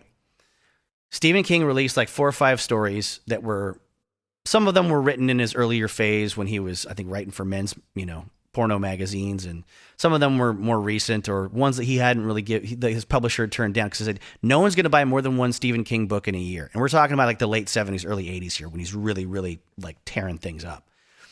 And, burning up the charts, as it were. I mean, he was tearing things up for decades, but I mean, when he was really like on his ascendancy and it was hitting a big plateau sales-wise. So he put out like 3-4 books just as a different character, a name he made up called Richard Bachman. The Bachman books, because our culture still liked writers enough at the time that wrote good stories, were also bestsellers, even though no one knew it was Stephen King. And then his publisher said, okay, fine, you can put out as many books as you want every year. If I was Ace and I want to put my money where my mouth is, I'd be like, okay, boys, after the Destroyers tour is over, what are we doing for time off? Because I need a break before I get burned out. And then I would go get a bunch of goofy friends of mine together in a studio or in a rehearsal room for a couple of weeks, bang out some tunes, be all improvisational, record them on a mobile tracking unit to keep it lively and non sterile, non-surgical, record in a house or a log cabin somewhere, man. Crank that shit out, get some great engineers to sort of edit it together in a short period of time, capture that magic spontaneity and put it out under a name that's not Kiss. Put it out under Paul something, maybe, or another fake last name, or maybe go for Paul Frehley. Actually, they probably wouldn't allow him to do his real name, Paul Frehley, because it's too close to Ace, really. But something, figure out a way. Put it out on another label. Put it out on Casablanca Records, whatever. And maybe don't take pictures of yourself, or have someone stand in for the picture so no one knows it's the guy from Kiss without makeup. You could do that. But, instead he drank and he did coke and he bought cars and he smashed them up. But I'm just saying, there's a way around this problem, right? And other people figured it out. Clapton was doing it nonstop. He was hitching his wagon to whoever could inspire him after Cream broke up. Delaney and Bonnie, the guys in the band he tried to work with, and they're like, yeah, no, we don't jam, we write songs. And he was kind of put off by that. He's like, no, we're not going to rock out and be spontaneous and just go with the flow. He's like, no, we're not. We're going to sit down and we're going to hammer this out, and we're going to painfully construct every single thing that we do.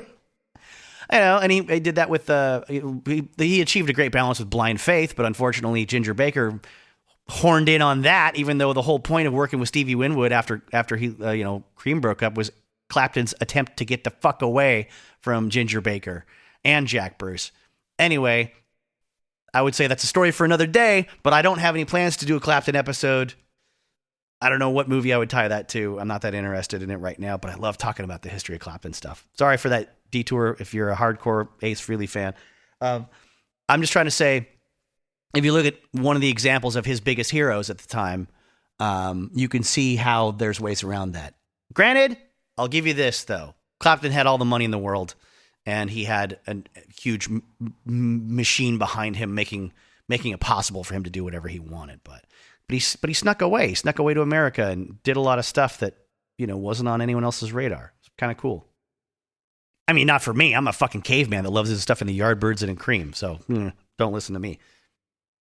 But on the flip side of things, I will say this. I have always defended the artist when it comes to the public arguing that you should always be happy you're making money. You should be happy you're successful no matter what the deal is. You're in the entertainment business, so shut up and make the people happy. Give them what they want.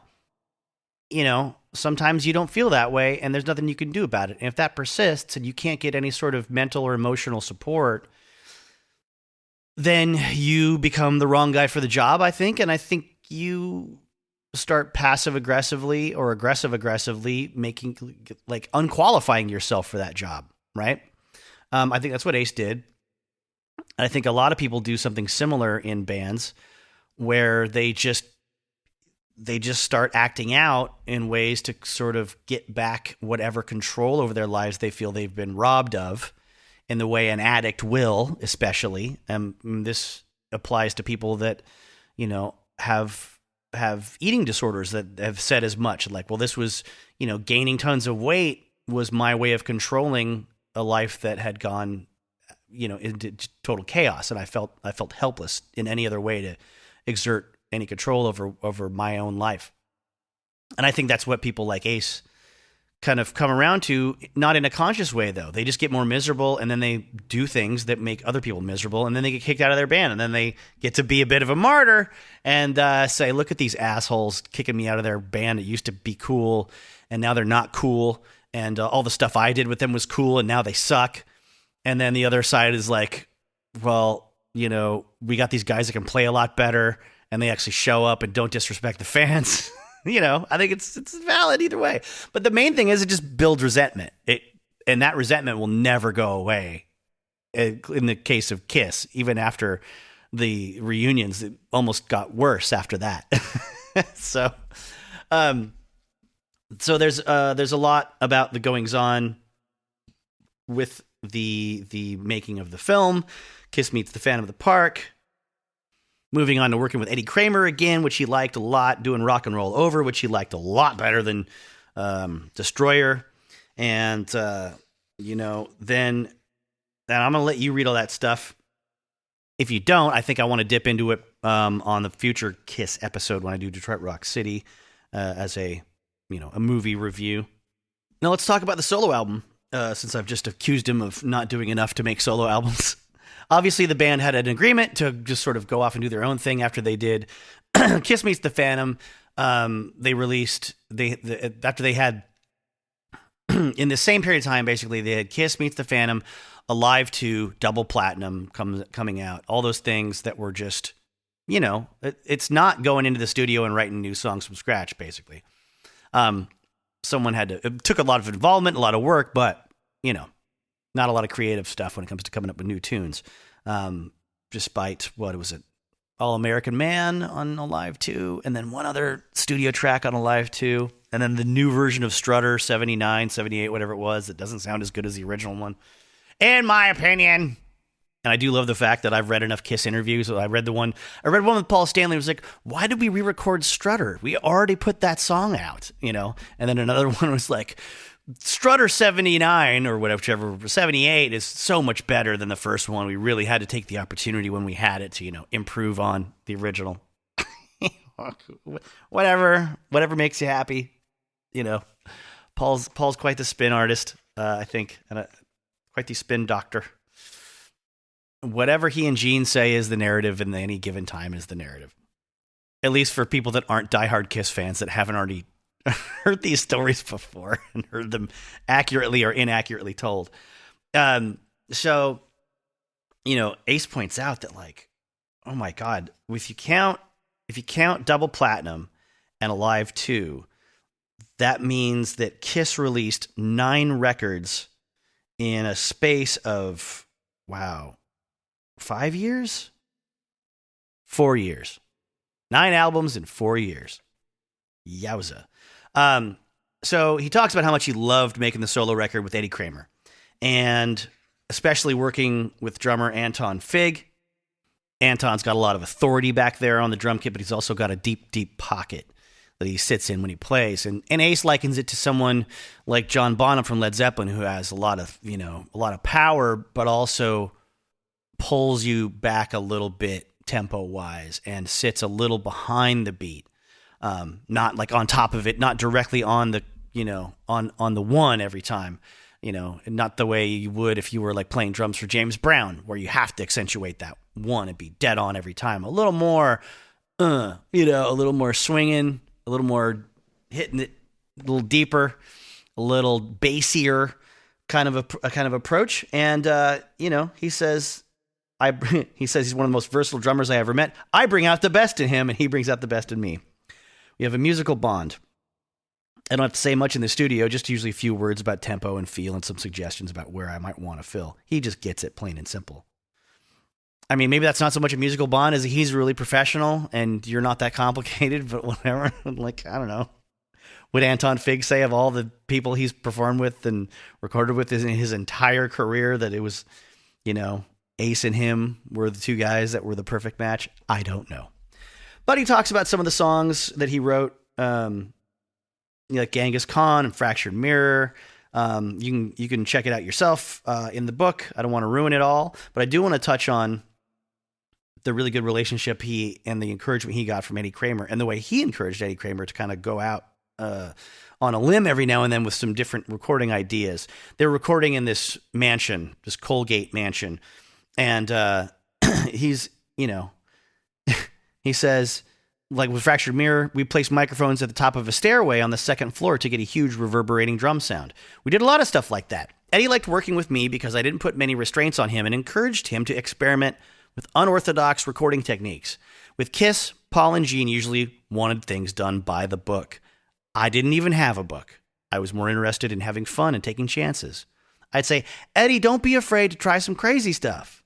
And let's try something you've never done before. Fuck it, go for it.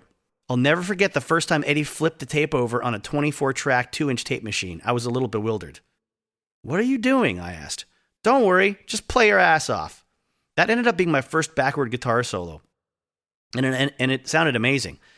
I asked, where did you learn that? And Eddie went on to tell me what it was like working with Jimi Hendrix at Electric Lady Studios. Eddie always had interesting stories to tell. Sometimes he talked about when he worked with the Beatles and the Rolling Stones or the Kinks at Olympic Sound Studios in London.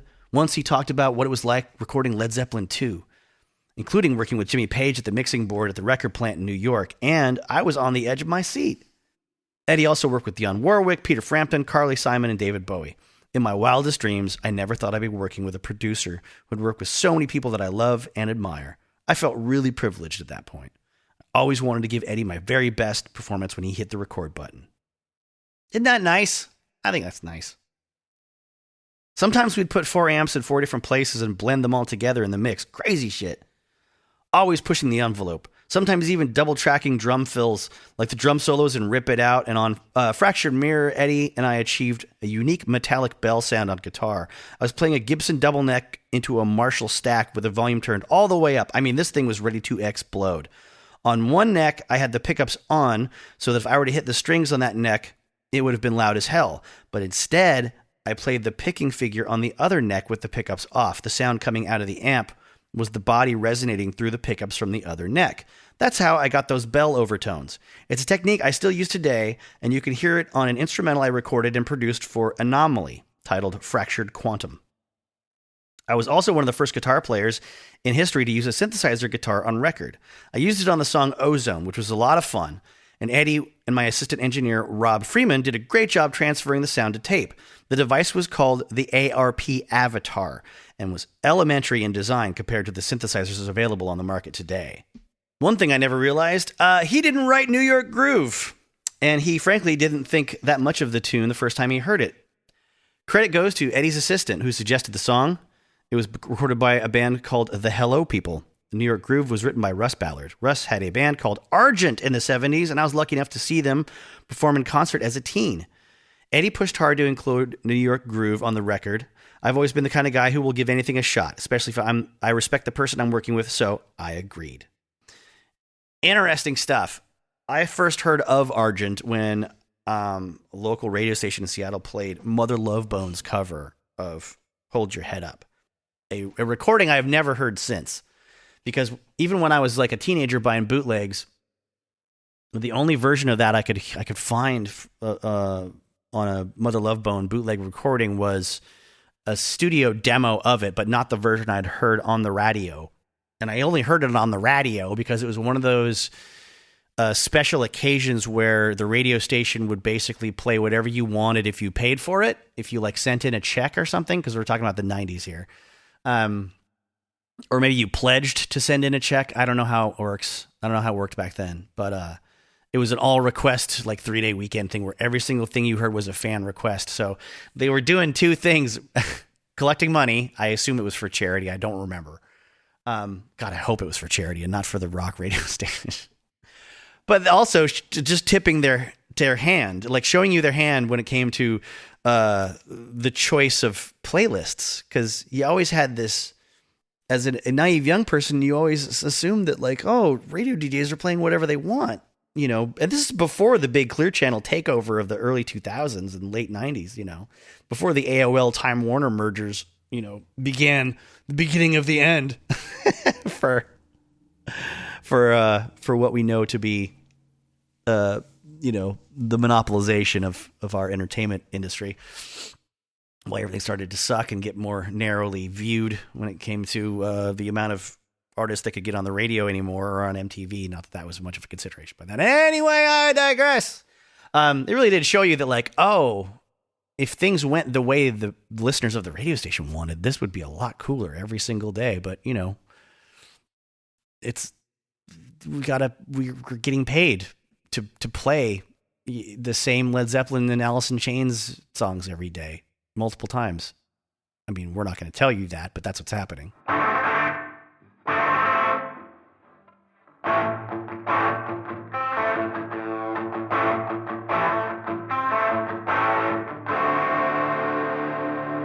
So Ace takes his money from the big success of his solo album and moves to a new place, builds a studio for himself. Eddie Kramer comes out and helps him pick out the equipment for it. So, again, kind of no excuse for not doing your own thing when you want to, which he did eventually with Frehley's Comet. And I did look ahead in the book now, and it turns out that, they don't focus much on it because that whole period of time is a total blur for him. So he doesn't have much to say about the Frehley's Comet era. I think that's too bad for the Ace fans that would have bought this. A lot of folks supported him all the way through the time between, after Dynasty came out and before the reunion tour. They stuck by Ace and they watched what he did, and they went to his club gigs and they, bought the guitar magazines he was being interviewed in. Too bad. Maybe there's not enough market for it as far as the publishers are concerned, but it's too bad. But one publisher did put out a whole book about the unmasked era of Kiss, and which is not a point of great interest for the general rock and roll public. And to make it even worse, it wasn't even like a normal biography or an accounting of the chronological period. It was just a lot of quotes from a lot of other people that were really into Kiss. Like, it's just filled with like a paragraph or two every few pages from Chris Jericho, or people that worked with the band at the time, or other rock stars that were around at the time. It's not a definitive telling of that story.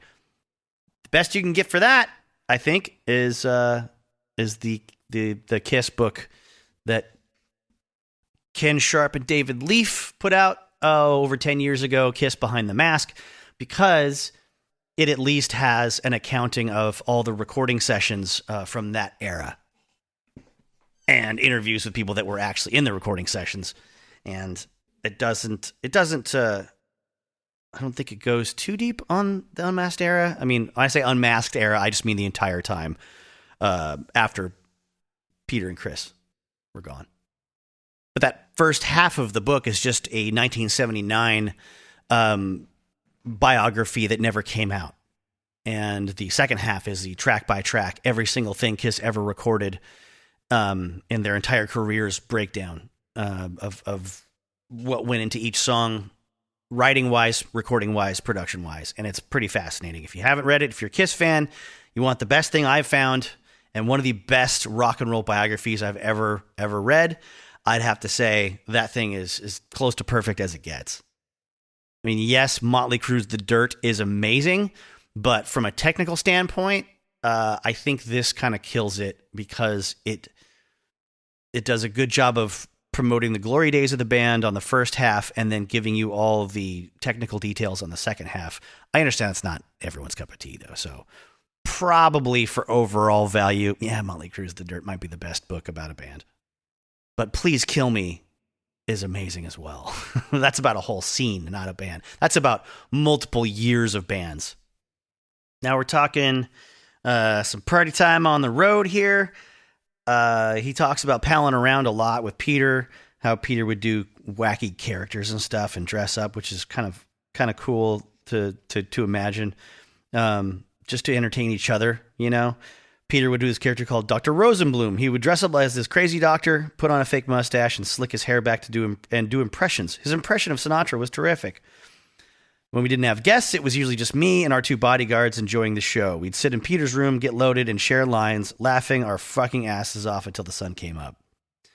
Then he would hang out with the road crew, play poker, because no one else in the band would play poker. And he says he usually ended up winning a lot, but tried to be gracious about it. I would say if you're employing those guys, you know, maybe you buy him a gift here and there. If you just took all of his money off of him the week before, maybe just leave him have a surprise sent up to his room or something. I don't know. The word gets out that Peter and Ace are the biggest party animals in the band, and a lot of folks start coming to their, you know, rooms after the shows, according to Ace, which means, you know, Paul and Gene aren't doing lots of drugs, basically. They're just banging. They're hanging and banging. He mentions one of his favorite stories from the road was summer of 75 with Rush opening. He always liked them and still does. And after a few weeks of them touring together, he started to get to know them and their tour manager, Howie, who I guess is a real crack up. And one thing led to another. Before long, Peter and I were getting visits from the Rush boys. It usually turned into late evenings filled with beer and grass and whatever else was around.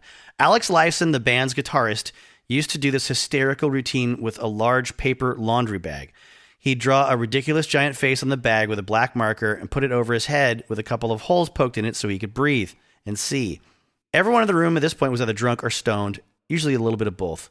Anyway, Alex would go into this routine with the bag over his head while smoking a joint out of his eye, and he put everyone into total hysterics. He really milked the routine until everyone was gasping for air. And that's the story. I think you had to be there, folks. But I'm not going to leave you without telling a really good party story here. Let's read directly from the text here for a few paragraphs. Even when I got tired of being locked into the KISS formula with the pyrotechnics and special effects and lighting cues, I still enjoyed performing live. But after a while, even that lost some of its excitement, primarily because there's no room for spontaneity. We couldn't deviate much from the plan without risking bodily harm, or at least messing up the show. After my accident in Florida, electrocution was always a fear.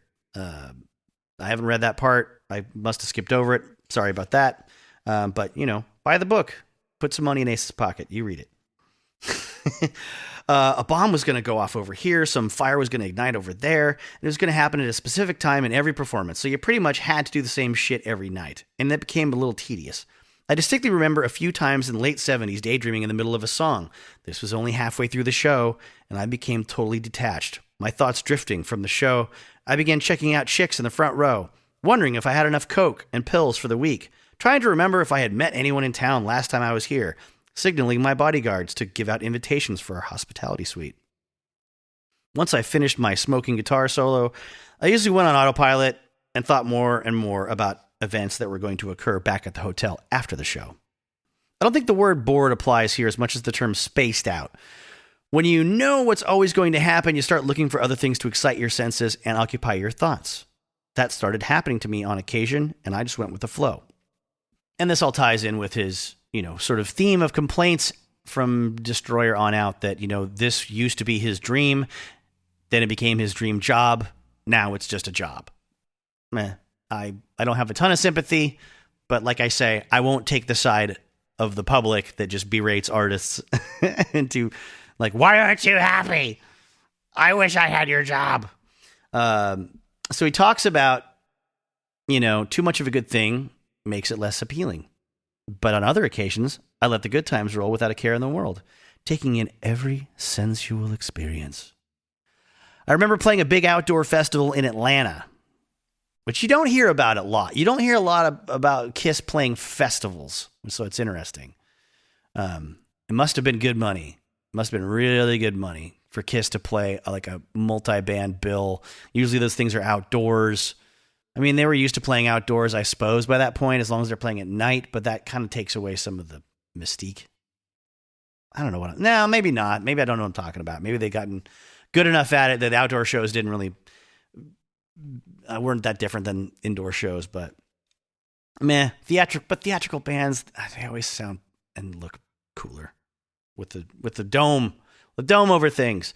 So he talks about he had a giant suite in this hotel he was staying at in Atlanta, and he said, I filled it up with a dozen Southern belles, all of whom wanted to show me their gratitude for my performance. A dozen women, Ace. Good Lord. What do you do? What do you do? I think I would just like have them pass me around and like massage me or something. I don't know if I would. You start fucking in your room with a dozen women's? Like you can't. Oh man, that's just asking for trouble, right? Because everyone's going to be disappointed that you're not doing the stuff for everybody equally.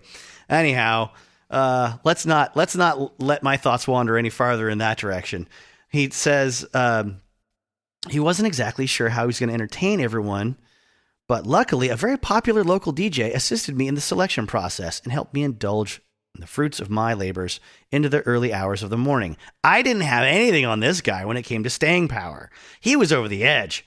And the two of us ended up sharing a half a dozen chicks through the course of the evening, drinking, doing lines of coke off their breasts, naked torsos, screwing until we were so numb that we had nothing more to give. We both eventually passed out among several naked bodies, only to be awakened by the sensitive caresses of the opposite gender wanting breakfast treats. You're welcome for me reading that the way I did just now in your ear. Yeesh. Yeah. Yeah. It was an experience most men will only fantasize about. Yes, Ace. You don't have to tell us that. We know. We know we will only fantasize about that. Kiss's popularity was reaching its peak in the South around this time. And while everything was going on that night, I sensed I'd never have such an over-the-top experience of Southern hospitality again. And I was right. And if you get the book, there's a story. There's the golf story that features after this, which is the near murder of a groupie by golf club accident. Not on Ace's part, but someone from Casablanca Records with them that wasn't paying attention when he was practicing his golf swing and apparently cracked this poor girl in the head and knocked her to the ground. And as Ace notes, there's a lot of other close calls that happened throughout the partying years in KISS. And once again, our guardian angels must have been watching over us that night. The sun was coming up and the party continued until we all fell asleep. Again, the justification for making bad choices that endanger people's lives. And the title of the book is No Regrets. I'd say the rest of the book that I haven't ducked into is well worth checking out. I know I sound like a broken record there, saying it over and over again, but I really mean it. If you're an Ace Frehley fan and you haven't read it, it's obviously, it's not an Encyclopedia Britannica. It's not hard to read. You'll probably enjoy it, or just leave it around, pick it up every now and then. I will now move into the Quantum Leap portion of the episode, the watch along. Now, it's important to clarify one thing. You'll hear me milling around while I'm prepping and getting ready to start the episode, and I talk about the band Slade. Mama, We're All Crazy Now, and Come On Feel the Noise. Those were songs covered by Quiet Riot. I was fumbling for them. So my mind got off on a track I hadn't prepared for when I was discussing glitter rock and glam rock on the recording you're about to hear. So that's me making everything good.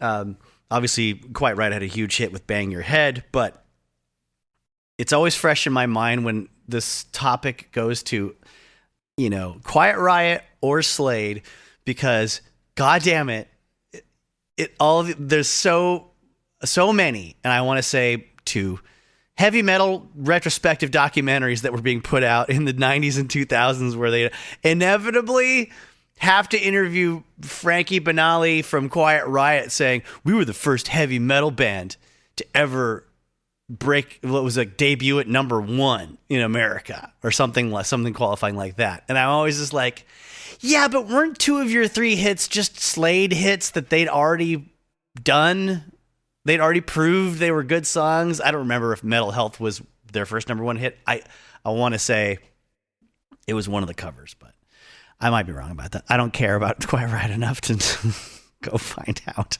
God, I hate Quiet Riot. But you know, I give them credit. Randy Rhoads used to be in their band. I bet that would have been pretty awesome. Because, you know, when I was in high school, I'd drive by a place called the Detour Tavern, a little biker bar in downtown Renton, Washington, that had this Friday, Quiet Riot on the little reader board outside. And it's like, oh, Quiet Riot. That's that band that was a big deal in the 80s with like Twisted Sister and stuff. Now they're playing the Detour, where, you know, just local blues cover bands and disco cover bands play. Right on. And then 10 years later, there's Frankie, the drummer for Quiet Riot, talking about how important they were to the history of heavy metal. If somebody like Ian Christie, who wrote, you know, multiple books and hosts a Sirius XM show called Bloody Roots, a great metal historian, if he were to come out, not Eddie Trunk, if he were to come out and say, you know who is invaluable to the history of heavy metal music, it's Quiet Riot. And let me tell you why. I would listen for 3 hours if that guy wanted to talk about it, but not Eddie Trunk. Eddie Trunk also is one of those guys that, like, you know, he has this great gimmick scam of going, you know, Peter and Ace from Kiss, like, I will not rest until Peter and Gene acknowledge that they were screwed over. And they've all written about everything and what they did to each other, and they've all talked about it, and like, you need to be back in the band, and I won't rest until I'm going to go on the radio and talk about it. And anyways, he's got a great thing where he just keeps his, I don't hate Eddie Trunk. I just, you know, I think it's just cheap and it's cheesy to be out there like, who's the most marginalized guy in every band, and then bring them on your show and say like, well, weren't you screwed? Didn't they fuck you? Let's talk about how you were screwed out of millions of dollars. Like, you know what? Sometimes people make themselves impossible to keep in the band. Sometimes people make themselves impossible to employ, and other people have the right to say, I don't want to work with you anymore. And it, you know, I mean, sue for the rights of your songs. Absolutely. If someone's screwing you over legally, I think, you know, you should have someone in your corner. But the stuff I hear from him is usually just some popularity contest thing. It's just a lot of grievance mongering. And I'm going off on tangents, but that's what I do. There was a great Razor Fist video on YouTube about the history of Black Sabbath I was watching yesterday. Razor Fist, also known as the Rageaholic, who does a lot of obnoxious political shit I don't listen to. When video game reviews I don't fucking pay attention to. But his Metal Mythos series is fantastic. I love it. And he's very opinionated, though. If you're sensitive, you're not going to like him. I am not that sensitive, so I really enjoy him being an opinionated dick, and he's a dick about a lot of stuff.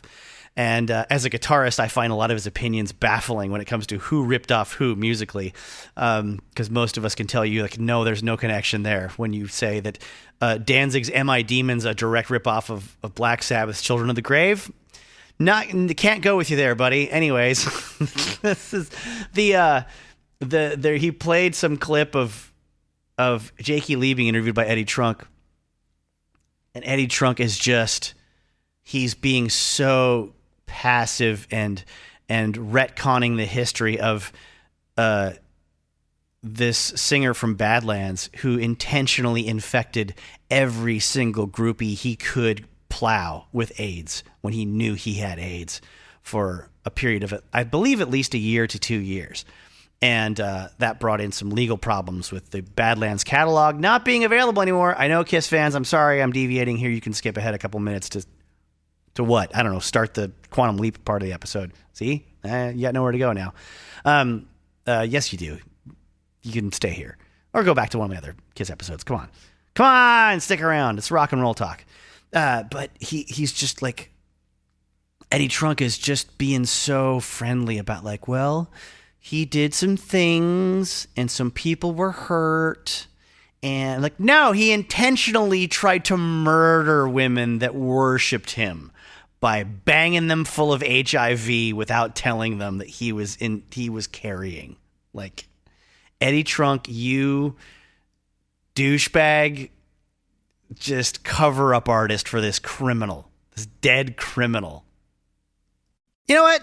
I'm going to stop myself and I'm going to go straight to the source. I'm just going to go look for the YouTube video. I'm going to recite what I hear as I hear it. If you want to look it up, Metal Mythos, Black Sabbath, the YouTube channel is called The Rageaholic. This happens in the video around an hour and 16 and a half minutes, talking about Ray Gillen during the era of The Eternal Idol, 1987. I was told that reason they were given, Ray was very sick, and in the end, he, died of AIDS, and he infected some women, and it was as a concession to the families that were impacted by this. They were told those records won't be on shelves anymore. He's talking about Badlands, and he's talking about this is also pertinent to the Eternal Idol album by Black Sabbath that Ray Gillen had. He sang on it, but he was replaced. Now he was very sick, and he infected some women. That is a real. That's a real revision of history right there. That's like, well, that guy with a gun that shot up a school, he had a problem. He had a mental affliction and an issue with his aim. And unfortunately, some of the bullets he fired and ended up going right through the faces of those school children. And it's very sad that they were disfigured to the extent that they were. And it seems like it was the best thing to do to maybe take the gun away from that person and probably put them in an isolated area like a prison cell or whatever. I fucking screw you, Eddie Trunk. He intentionally infected women who wanted to sleep with him and appreciate him as a man and as an artist. I don't know how many of them, if any, died, but that's attempted manslaughter at the least of not only an innocent person, not a bystander, someone that has the least amount of reason to be punished by you in an era well before there was developed medical treatments for people suffering from the HIV AIDS, virus and its effects. I'd apologize for going off on that tangent, but if you've listened to this show, that's just what happens. I think the fundamental interconnectedness of all things is the common theme that I don't keep going back to it intentionally. It just keeps rearing its head to me. So all faith and love and thanks go to Douglas Adams for for putting that phrase in my head. And I want to say this next part as we go into the watch along for Quantum Leap is going to be clipped and presented as its own episode, because I fully believe and expect that a certain portion of listeners will just listen to this Ace Frehley chunk and this Kiss chunk and then not watch the show and listen to the commentary that I recorded. That's understandable, but it's fun, I think, to check it out anyways, or put it on and fall asleep to. I don't know. I don't think I jump up and scream and yell anything. It's pretty mellow. It's just observational. And then there's going to be folks that just might start at the Quantum Leap part of the episode because they don't care about Kiss. They just care about, they found, that's weird. I did a search for Quantum Leap on Apple Podcasts or Pocket Casts or Spotify, and this came up. That's weird. I'll check that out, but I'm not going to sit through the first, couple hours. So you'll hear me introduce it like I normally do, and I'll sign off like I normally do. And I'm going to sign off now like I normally would by thanking you for being here and listening and giving a damn about rock and roll and what goes into it, how it's made, and the people that have made our lives better by creating it for us to listen to. I would like it if you would recommend this show to other friends. As of this time, there's no ads, there's no revenue whatsoever. I'm doing this all by myself, just one single person for the last 2 years, cranking these out, having a great time doing it, but there's no monetary compensation. So if you look in the description of the episode, there's links of ways to just follow on social media, or if you want to send me some support on the old PayPal, you can donate money. And if you want to write me an email just to say whatever's on your mind about the show, it's justtheworstever@gmail.com. There's a link in the description for that. One person recently did so and suggested I start a Patreon. Now, if you're a regular listener or a new listener, regardless, I'd be curious to know what your thoughts are on what you would expect from a Patreon subscription from someone like me. What could I provide that's outside the realm of these regular episodes, when these regular episodes are pretty bonkers all over the map when it comes to my approach to each one being different, and how much time I put into each. It's not really planned ahead of time as far as the parameters as much as just the amount of research that I do for each one. So if you have thoughts on that, send me an email at justtheworstever@gmail.com, or send me a message on Twitter at rockfilmrock. I'm also on Instagram at justtheworstever. I hope you have a good rest of your day, because you absolutely do deserve to have a good one. You deserve to be loved. You deserve to be cared about. And you deserve to be able to do stuff that makes you happy.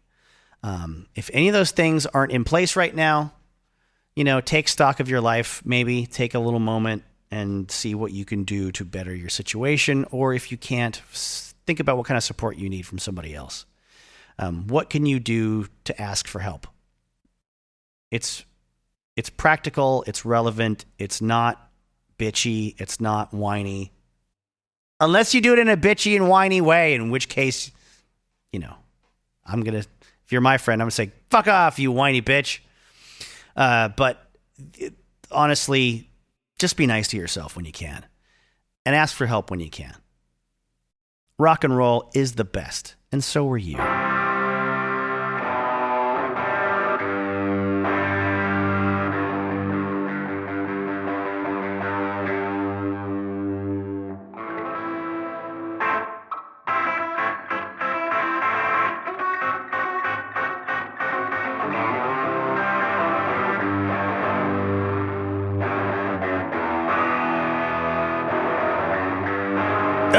A sour note.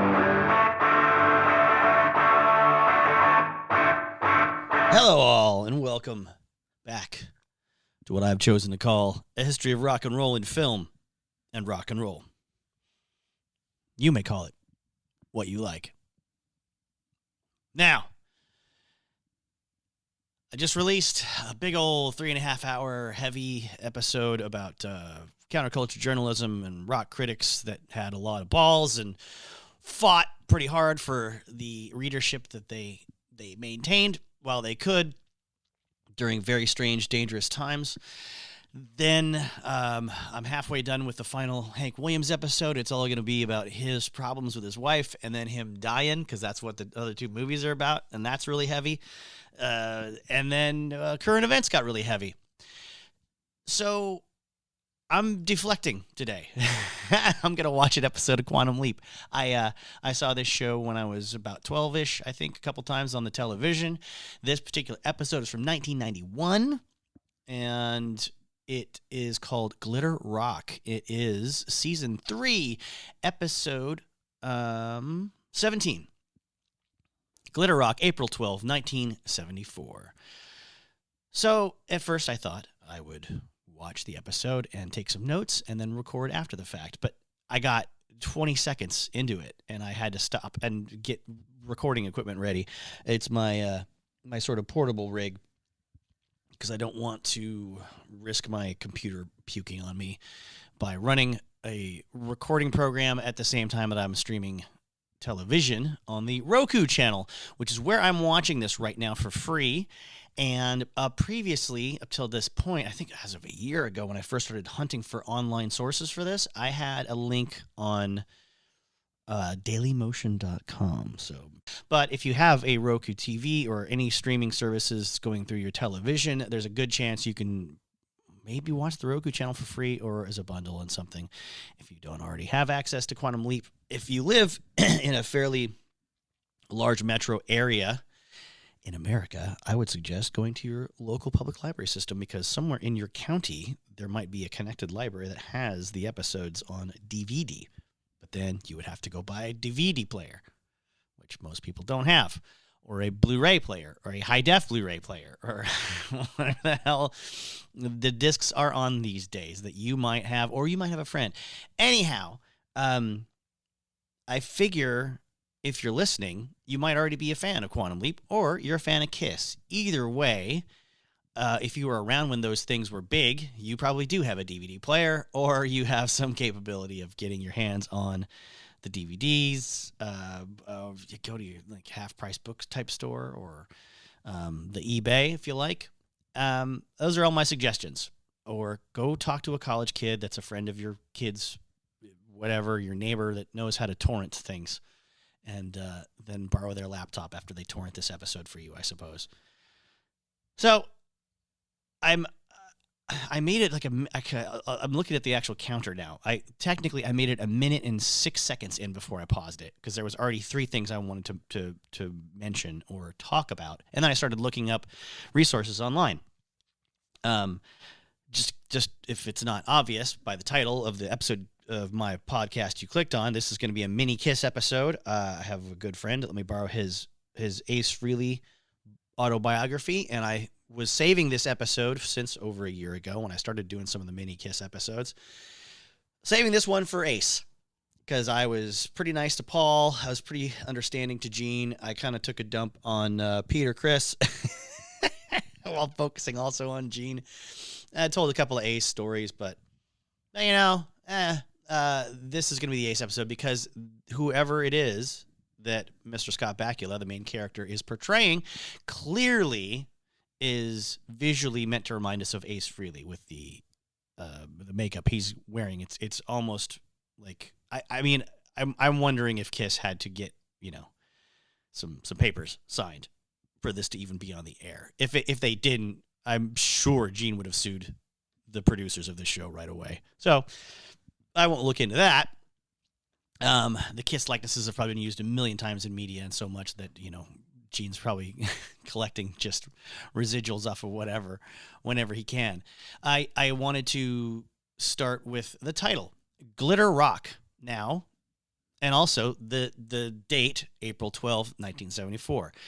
Already, I'm not being cranky about this. I just have to use this as an educational moment to point some things out. Glitter rock is a term for what kind of came out of the glam rock movement, the early glam rock. So we're not talking 80s big hair in Sunset Strip bands glam rock. We're talking, you know, early 1970s United Kingdom bands. We're talking, Gary Glitter, obviously, Roxy Music, Slade, Sweet. If you don't know Sweet off the top of your head, you might have heard Ballroom Blitz. That's them. And Fox on the Run. If you're my age, you heard both of those in the early 90s on movie soundtracks. Obviously, one of them was done by Crucial Taunt on the Wayne's World soundtrack, not Slade. But Fox on the Run was in Dazed and Confused. That's how I first heard it. We're talking about an era of music that includes Mont the Hoople. You know, All the Young Dudes is their big hit. David Bowie's Ziggy Stardust era. Mark Bolan is credited most with the guy, to be the guy that really kicked it off. He was in an acoustic duo called T-Rex, and he just decided, you know what, it's time. It's time for electric guitars. Let's crank it up, and let's have some fantastic hair and clothes and probably some big shoes and stuff. If you don't know Slade, you've definitely heard their songs at some point, because they had hits with Mama, We're All Crazy Now, and wait, was it Metal?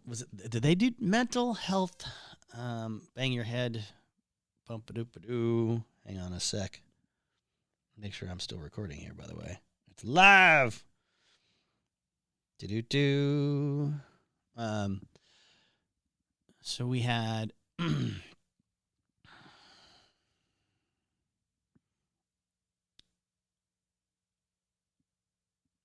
yeah, Quiet Riot came along, obviously, and did Mama, We're All Crazy Now.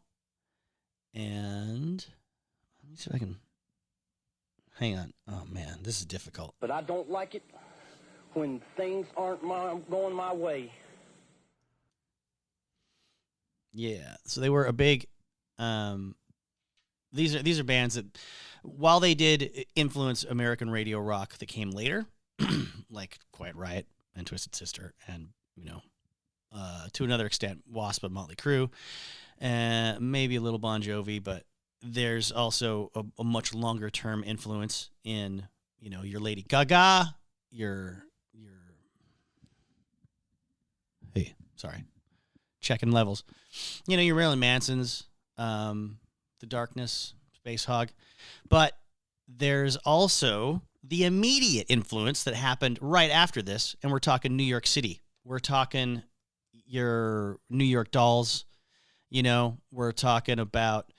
I mean, it's kind of like all this same kind of songwriting style and sassy attitude and gender bending sort of, but then heroin. So, I mean, I'm not saying no one in the UK in the scene was doing heroin in the early 60s. I don't know, but most of the history I've read likes to lay the feet of that influence at Johnny Thunders from the Heartbreakers in New York City when he, when that band broke up and he comes over to the UK in the later 70s with punk happening and supposedly brings heroin to these punks over there.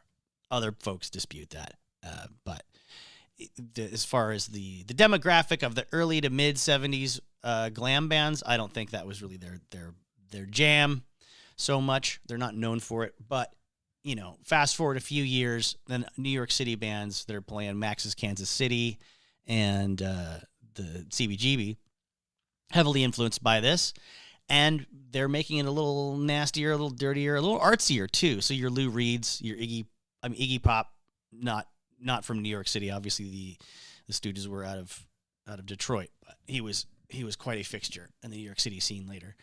Obviously, New York Dolls, who were a big influence on Kiss and Aerosmith, and then there's a band I have to admit I am totally ignorant of called Joe Bryant.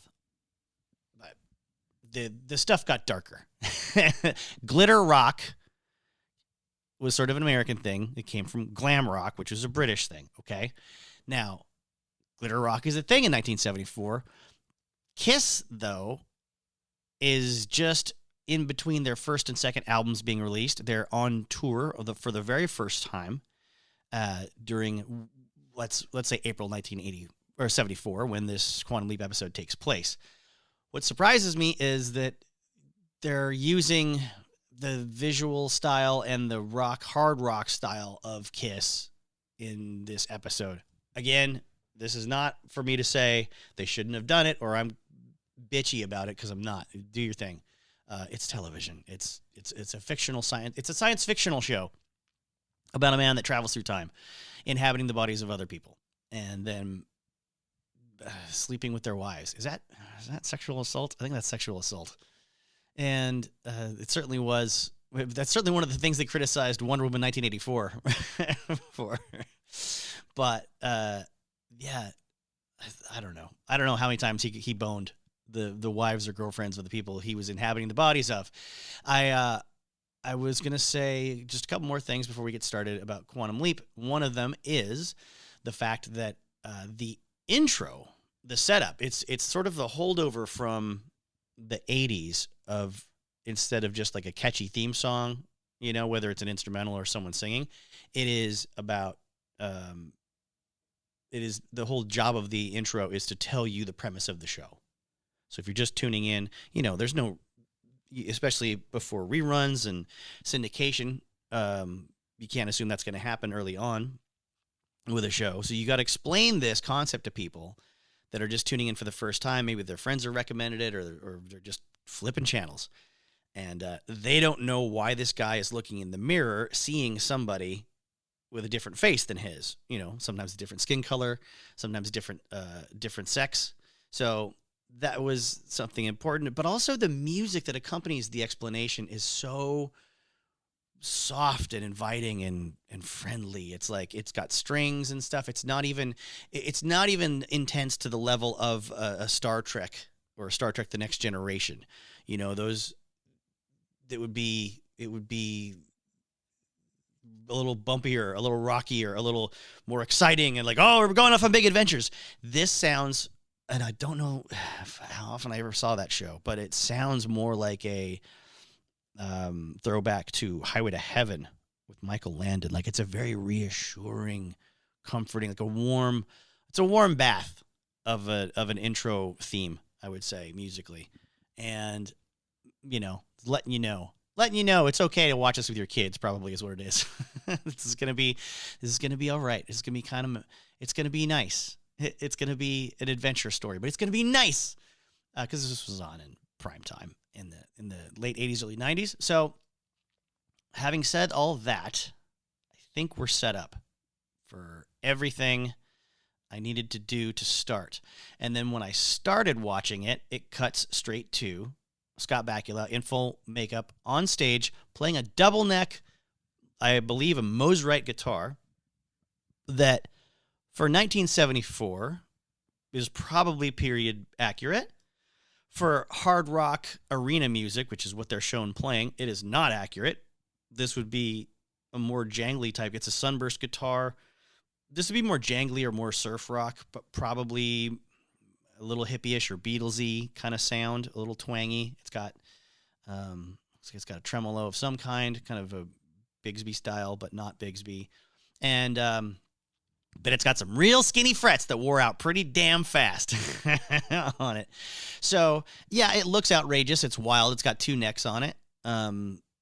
That's, I think, for the prop department, it's sort of I'll give that like a 7 out of 10. Like, it's not great for what they're trying to portray. I think it's be smarter just to go a little more modern. Get him a pointy guitar. Get him a Gibson Explorer or a Flying V or something. Nobody knows how much money this band actually has yet. Maybe there's something in the plot about that to explain it to me, but I doubt it. So with all that, 14 and a half minutes into me talking, and we are a minute into the episode, folks. Here we go.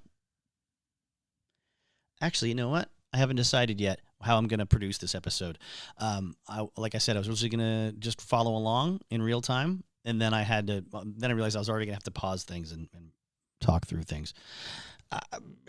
I'm going to let this roll, and I'll count you in. How about that? I'm going to start at the very beginning of the streaming version of this, and let me crank up some volume on the computer speakers here. And let's see where we start. And I'm going to hit play. And I'll snap my fingers. 1, 2, 3, snap when I hit play. How am I going to do that at the same time? I don't know. But I don't like it when things aren't going my way. I don't either, Jeff. Okay. 1, 2, 3, snap. Go now. Okay.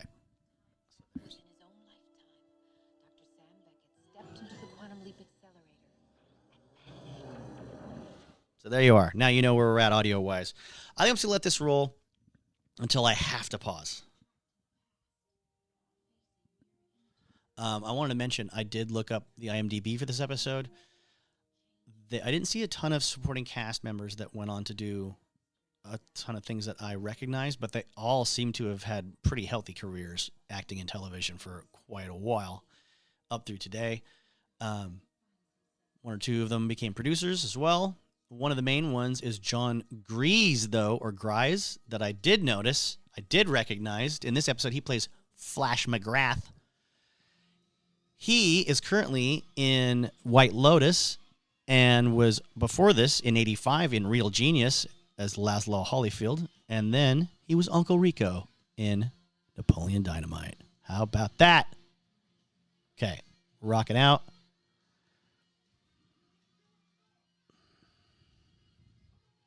Okay. It's getting yelled at. Oh, we got extra music. I didn't even realize there's a second theme. So the intro, oh my gosh. The intro is pleasant, and this is even pleasanter. We're traveling through time. Oh, the picture is so grainy.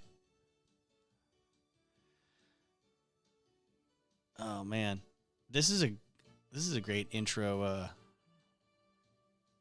montage. Lets you know everything you're in for. Show, don't tell, people. This is great.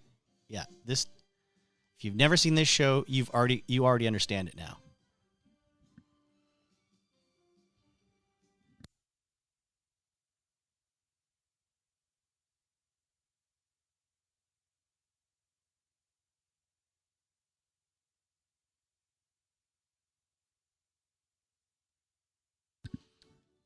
Hero shot with Scott Bakula wearing a suit and tie, looking like a TV budget Kevin Costner there, as far as the heartthrob levels.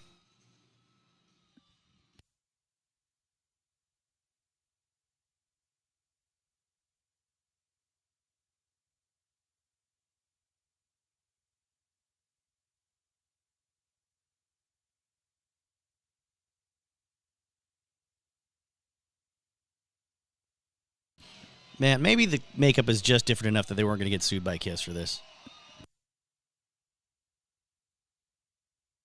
Huge wall of fake marshals. Awesome.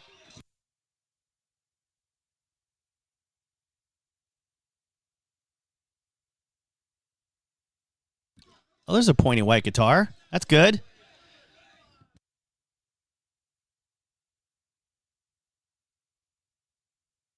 So they did have access to that, and they decided to not go with a pointy white guitar for Scott Bakula's character for some reason.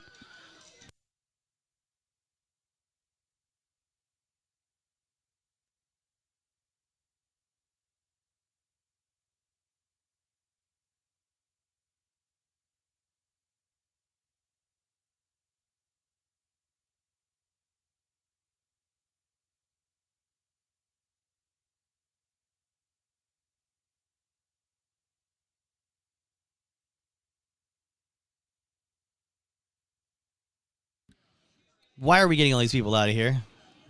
Why would we do that?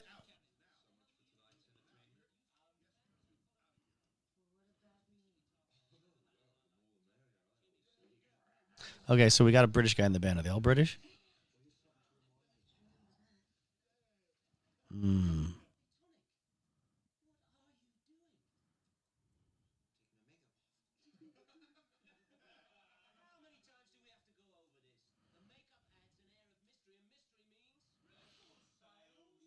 Oh, they're a British band. Okay.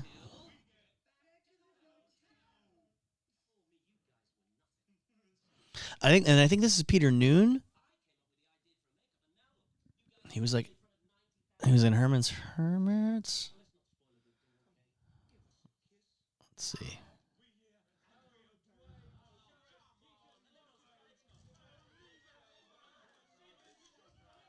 Yeah. Okay.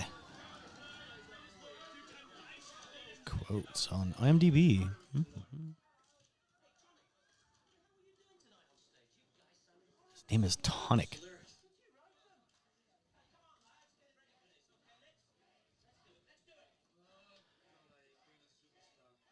All right, so they're a glitter rock band from the UK.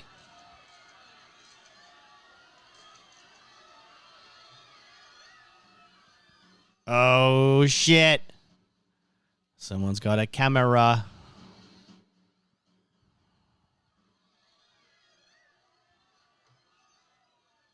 Are they implying it's clearly they're implying there's some sort of assassination plot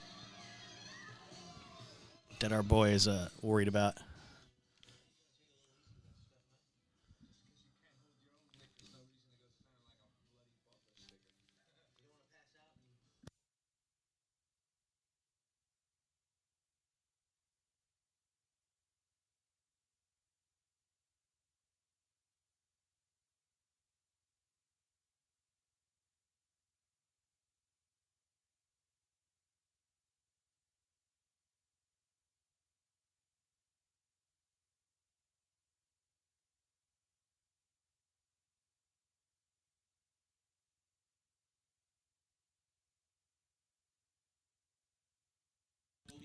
All right, 80,000 fans. They got a huge following, obviously.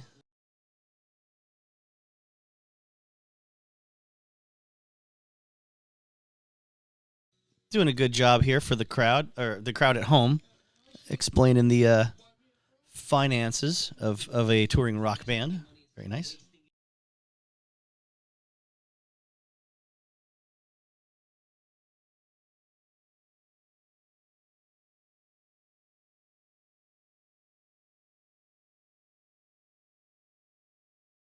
Wow, Scott Bakula, what a dork with his thoughtful ideas about saving money.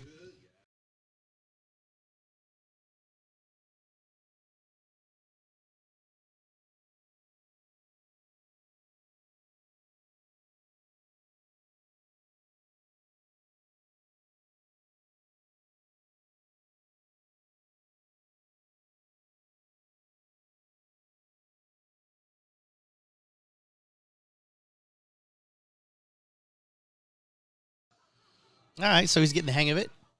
That's a cool. What's it? I don't want to say plot device, but series device.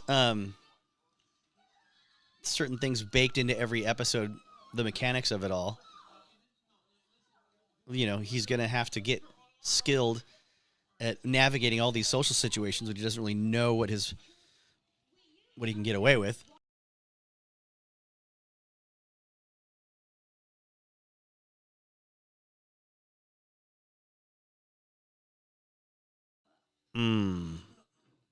Maybe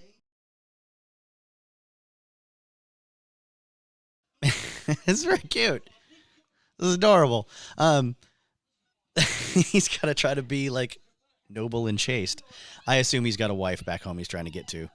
The main character, Quantum Leap, Sam. Which is okay. So maybe he doesn't bone everyone else's wife or girlfriend.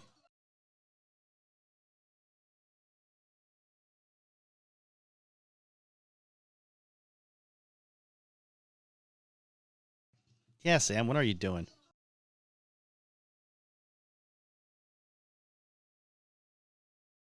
Fan sandwich. Nice. That's a good one.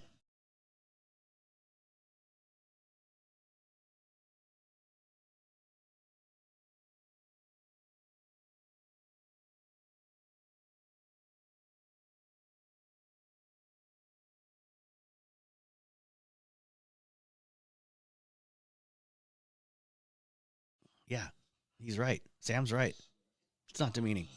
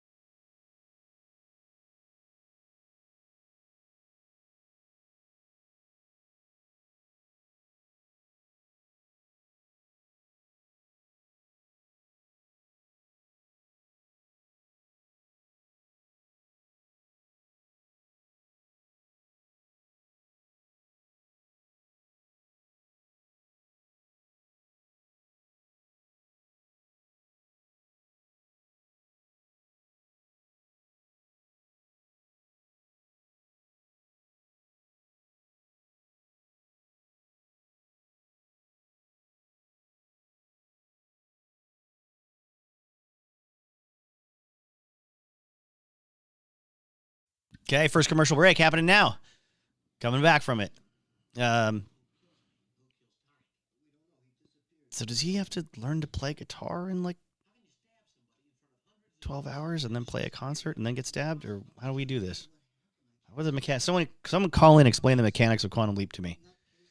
Does he just know how to play?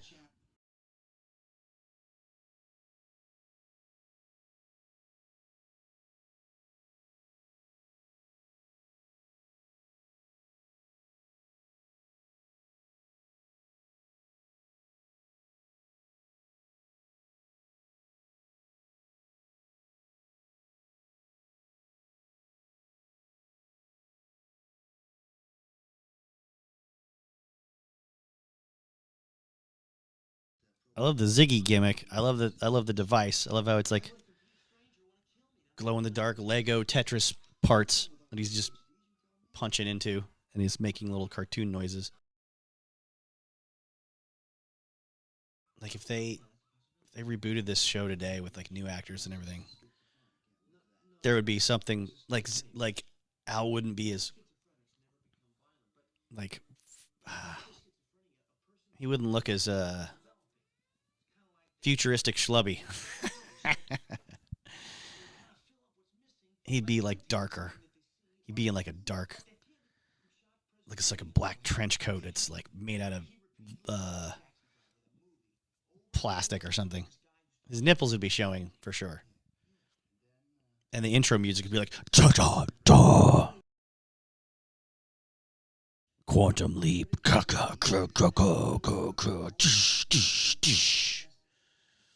I don't know who I am or what I'm doing. Then like montage of him like screaming. People crying. Things blowing up.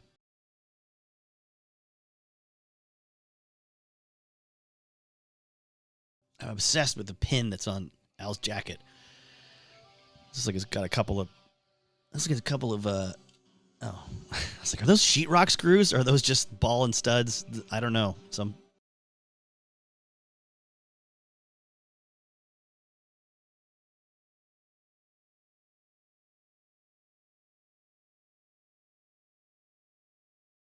Early 90s mall that we're trying to pass off as a early 70s shopping center.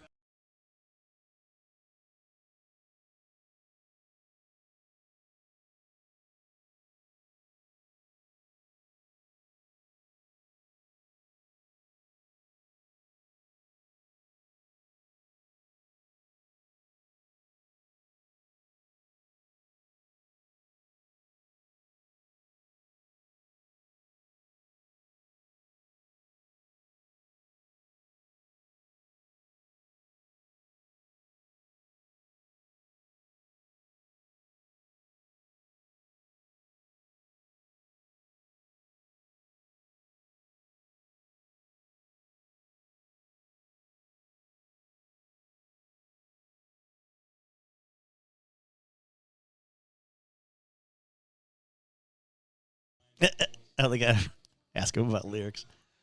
Oh, Lord.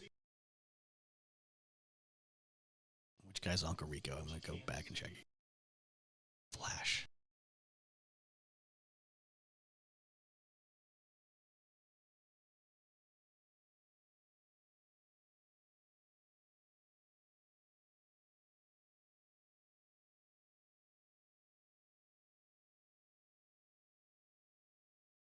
Come on, Sam. Be mysterious. Don't tell him. Don't tell him the meaning of the song.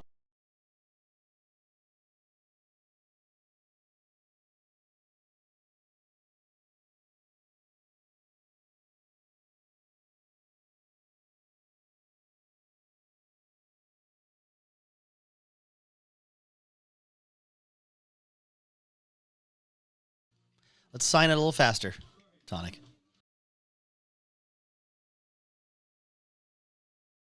Who's that? She looks familiar. Or does she just look like 3 other actresses? Boobs!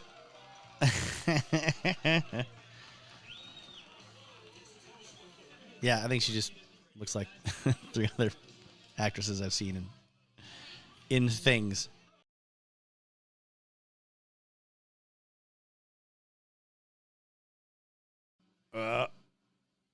That kid looks familiar, though, too. Uh-oh.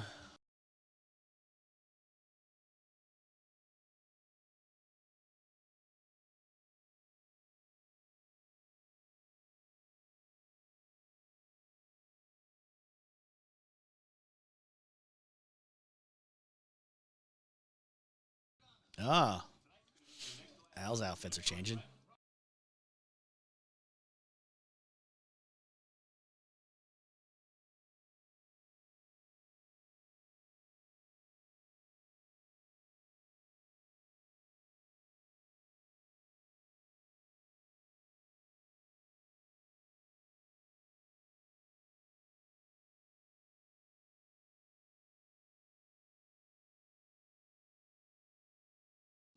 All right. Clearly he's obsessed with the band.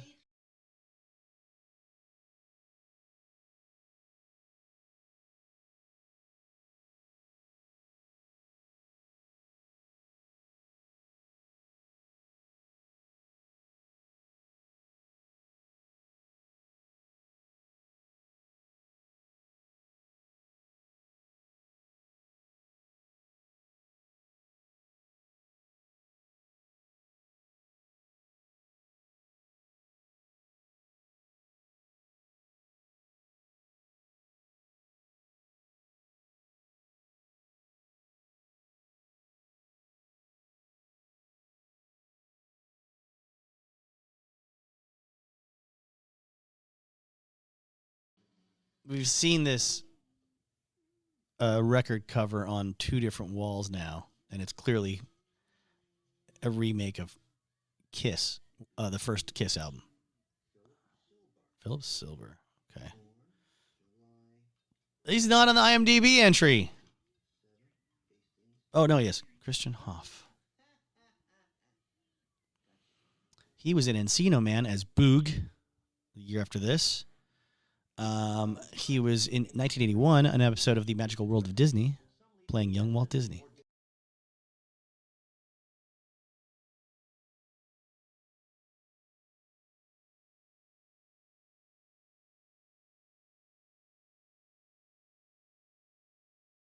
Yeah, that's such a darky, inappropriate guitar for what he's doing in this band.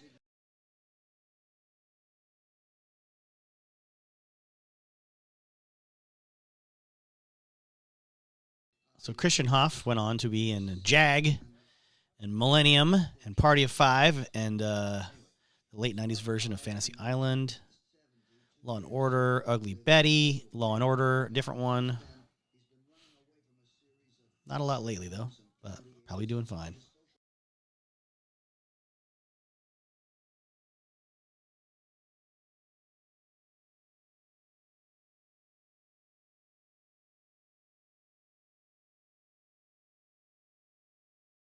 I think we're going to assume the kid is a red herring.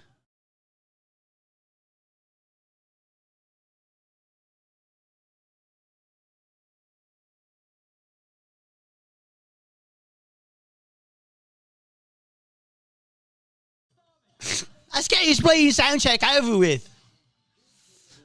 Oh my gosh.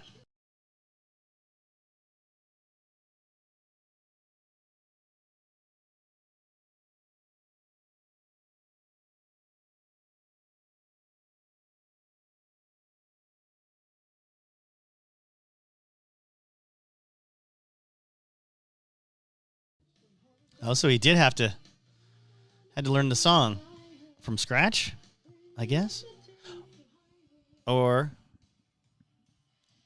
are we just to assume that he can't sing the way the other guy sang? Because I definitely... Uh-oh. I was going to say, oh, sorry, there's action going on now. I resent the implication that anyone could just pick up that double neck guitar and play these songs after working on them overnight. Okay, so that's Uncle Rico, the douchebag in the band. Maybe you take him out for a roll.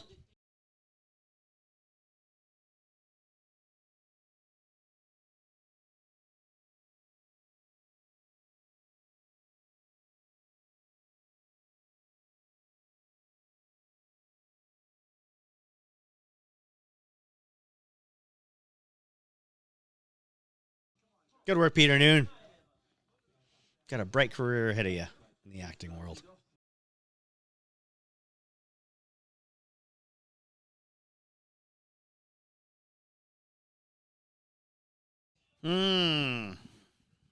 What a fun show so far. Okay, so we're 21 minutes, 16 seconds in. So a couple minutes away from the halfway point.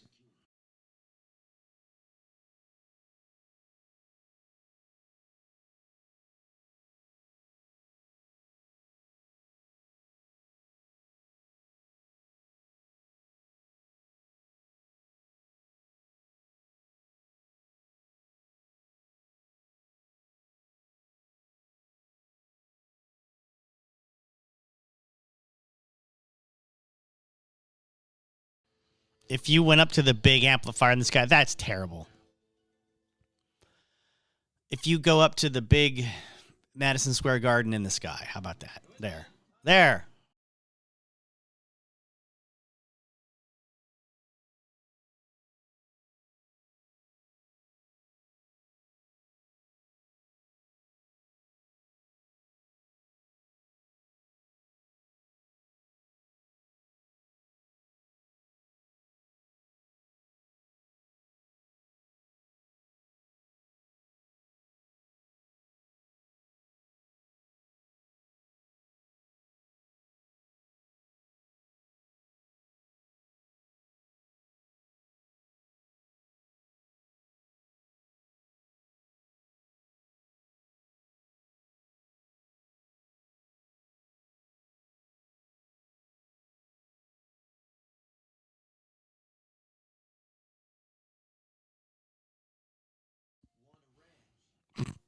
I just want a ranch.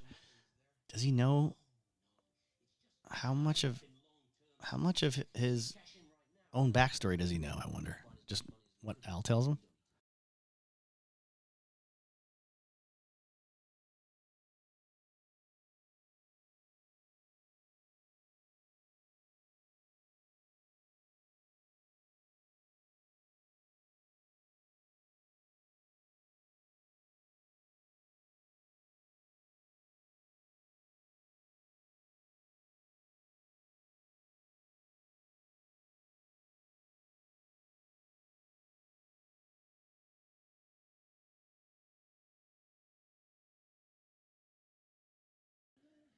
Now I wonder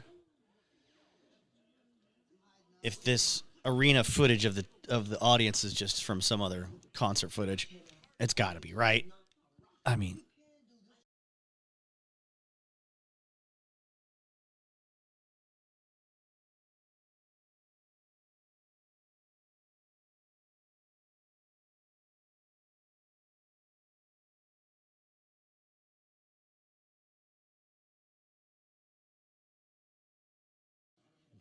well, that's not a nice thing to say about rock stars, Al.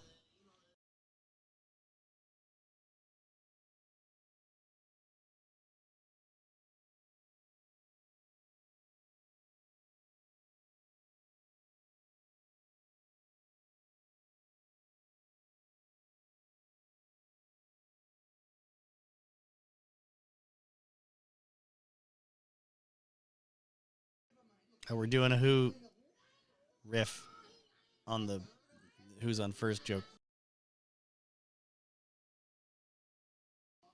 Anyone else remember when the Tiny Toon Adventures did that as a Woodstock joke?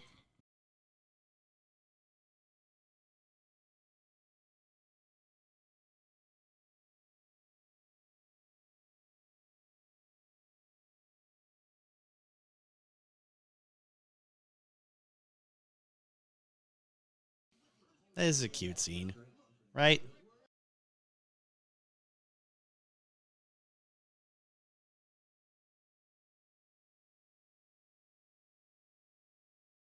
I also love the TV show conceit that every rock band has someone like introduce them to their fans. Like they have an arena full of people there that just bought merch and they bought tickets with the band's name on it. They're like, the announcer's like, and here comes Blue Thunder. Sorry, King Thunder. Blue Thunder is something else. And I know, yes, Kiss did that, but they did it with the different kind of, the you wanted the best, you got the best, hottest band in the world, Kiss. Like, that was a good way to get your folks all riled up after whatever opening act you had. But that's not what was going on here with the King Thunder intro.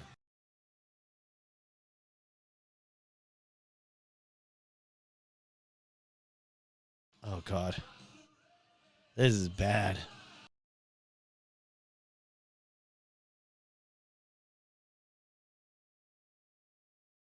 I mean, Hotter Than Hell by Kiss is not Shakespeare, granted. But it's fun. White guitar with the shark fin inlays. Looks kind of Jackson-y. Doesn't have a logo, though.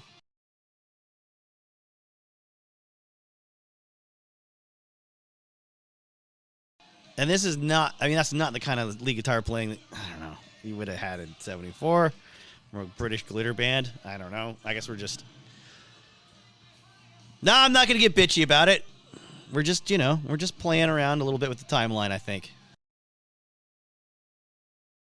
This sounds more 80s influence than what something like Slade or Sweet would have been doing. I think they just kind of went with like Spinal Tap for the most part.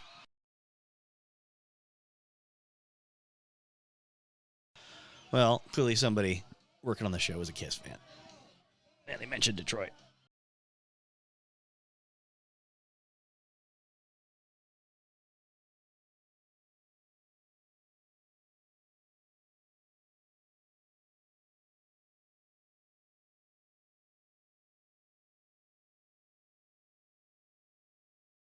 Yeah, how about you just go to your own room, dude?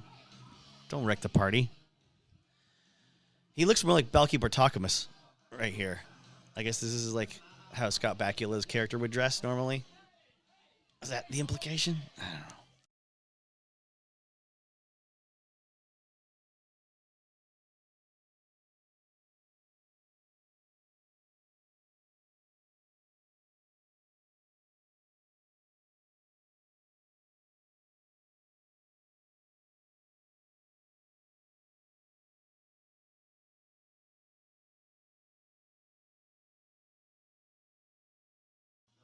Yeah! Go for it.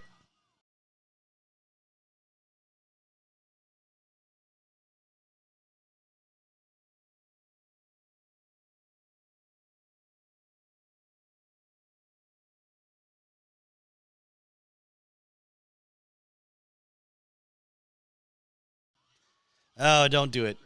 Nope, don't fall for it. She's just trying to piss off her boyfriend.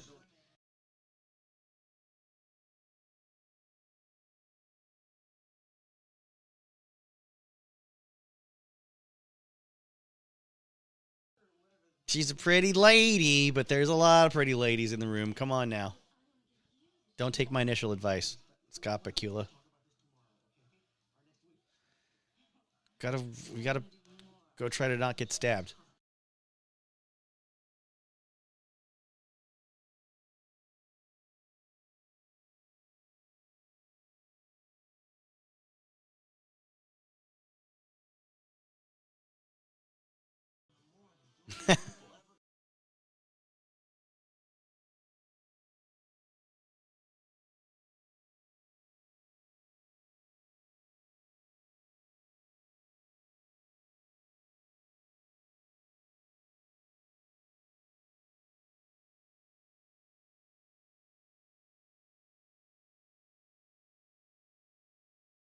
That's a cool twist. Cool development.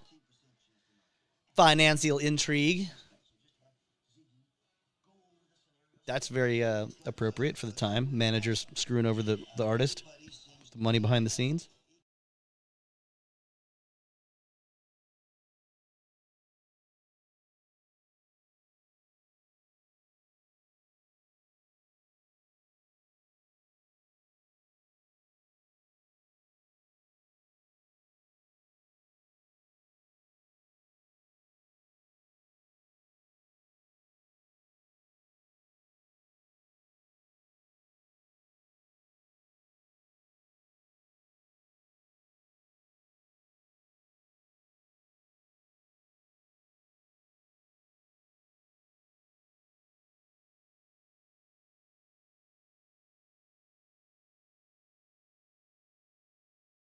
I'm 45 years old, and I'm willing to bet that both the main players in this show, uh, Scott Bakula and whoever plays Al, I'm willing to bet they're both younger than me in this in 1991. I bet they're younger than 45. Makes me sick.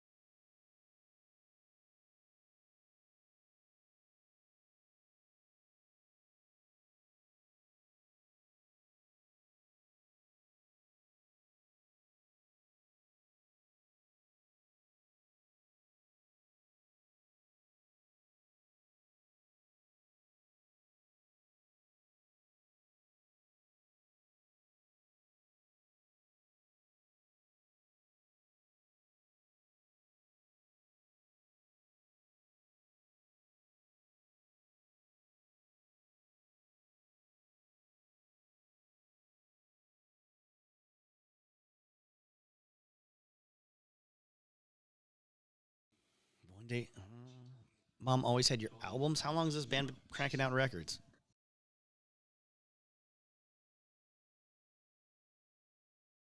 You did it. Good old 80s slang.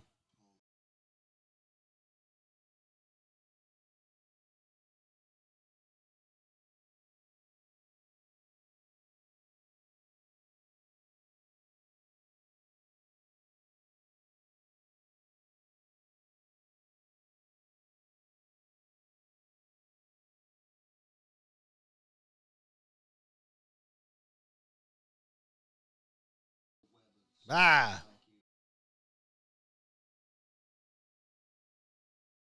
Could have done a better job on the makeup there, folks.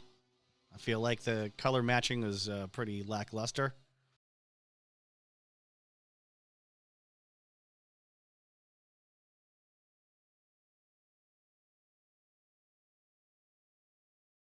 Go on, Springer. Oh, they didn't have Springer in 74. Or Maury. Didn't have Maury in 74. Paternity test. Oh, that looks like the Seattle Kingdom.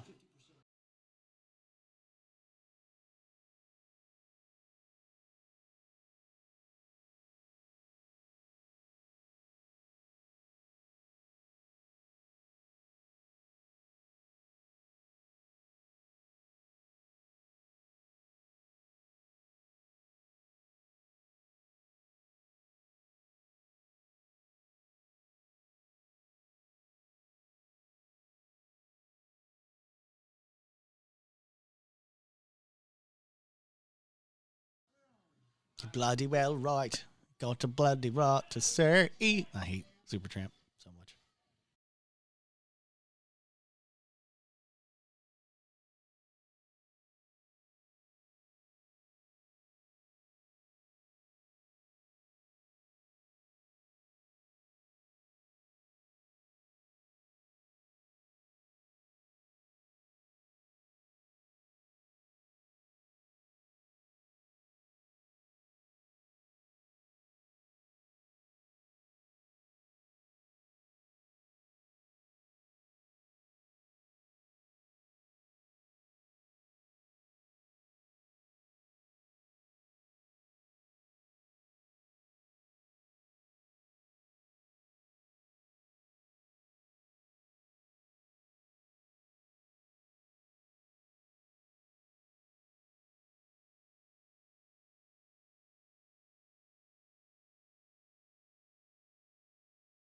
How did he have a friend check into his private account?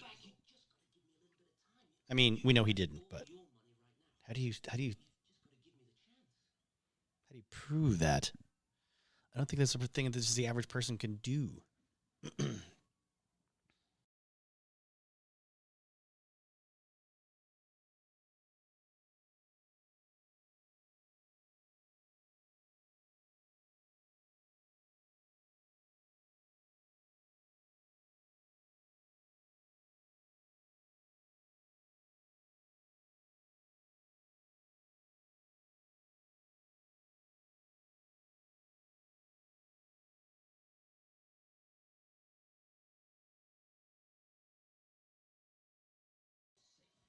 No. Pretty lady's back. Damn. Yeah, you can't mess up his makeup before he goes on stage. That was a great shot. Thank you very much, director.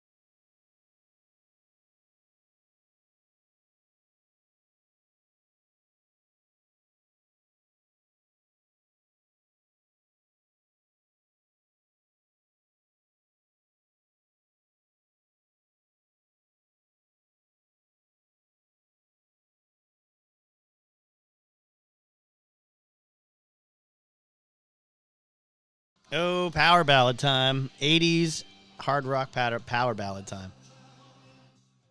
I did look at the credits on this. I didn't see any songwriting.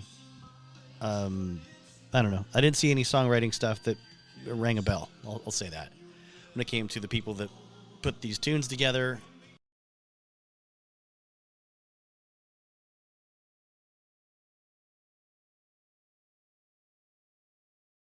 This is very adult contemporary 90s, actually, compared to what it should be.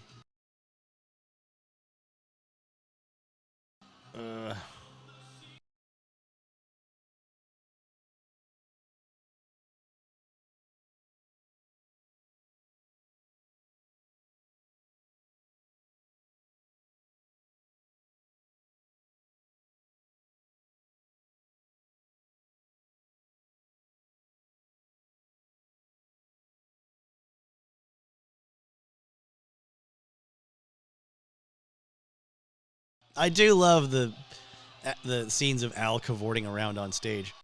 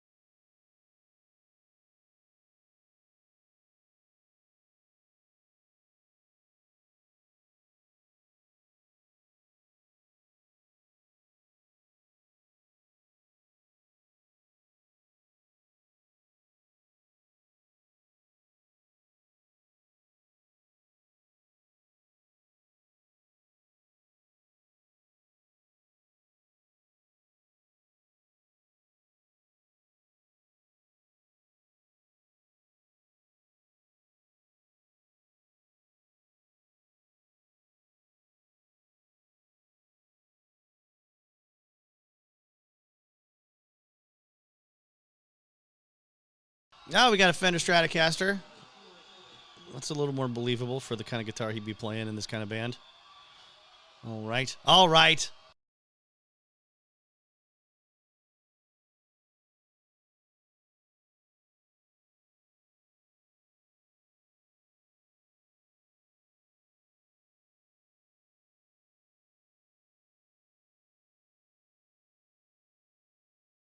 All right, time to get stabbed.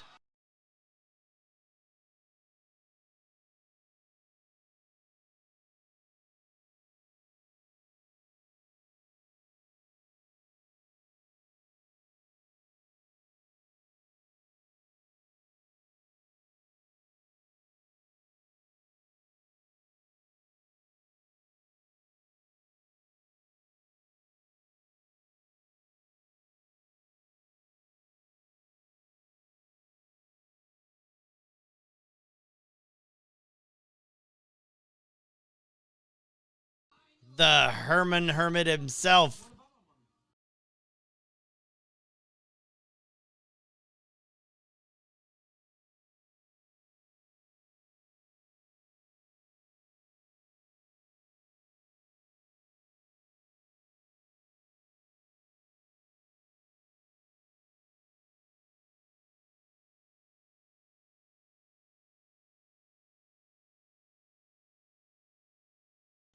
I mean, that little reveal with the complete plot expose from the perpetrator all in one go. An American entertainment tradition since the days of old radio. Wrap it all up in 20 seconds.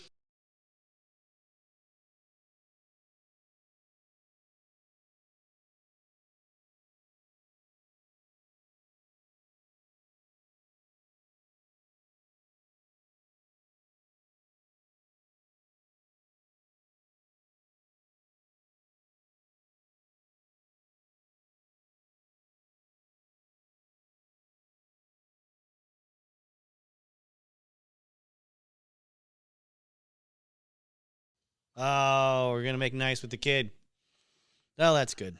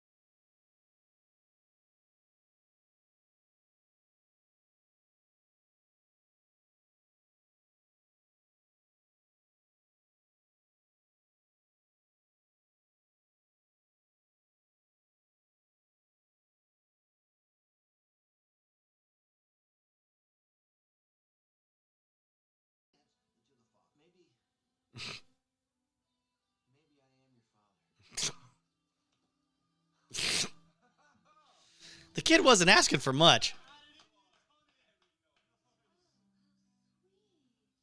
That was a lot for him to have to go through just to get that maybe I am your father after all those years. Jesus Christ. Wasn't so easy back in the day, kids.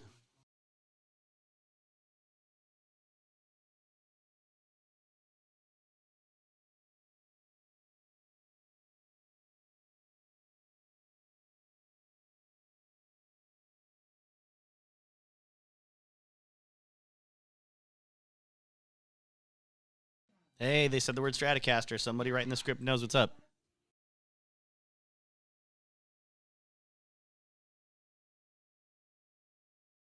Well, yes, indeed.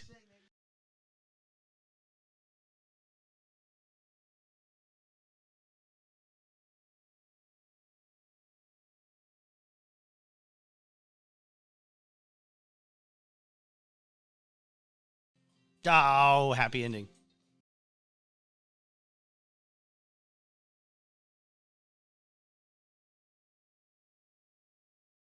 Hey, here we go.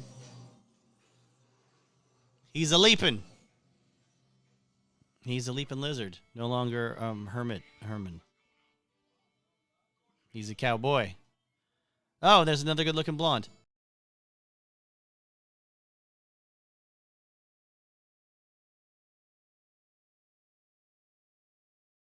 Okay. All right. I'm in for the next one. Is he a bounty hunter?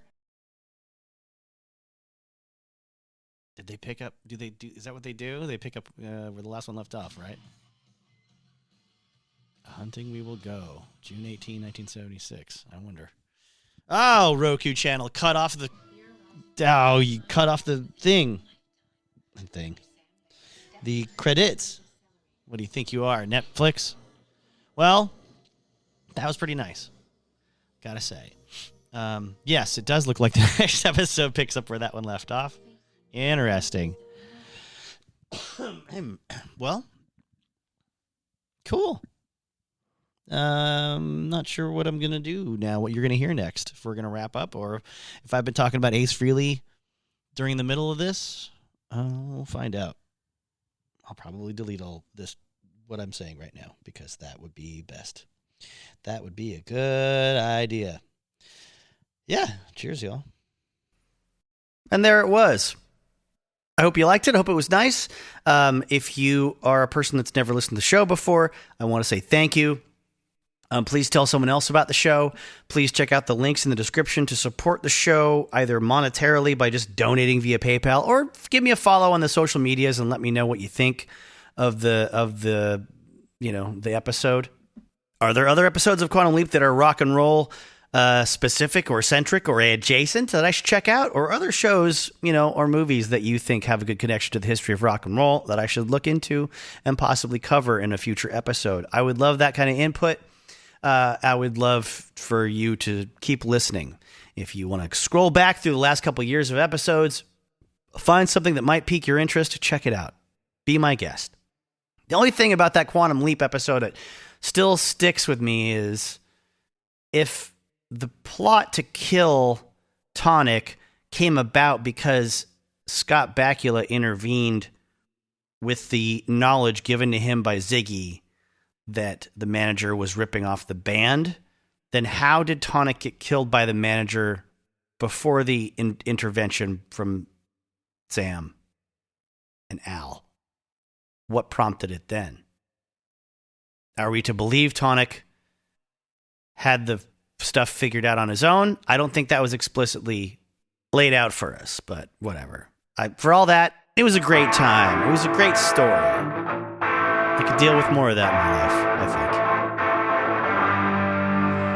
And you know what you could deal with more of? Being nice to yourself, for crying out loud.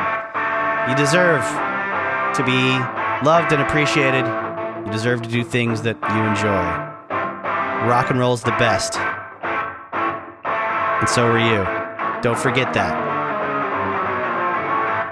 Bye. Come back. Whenever.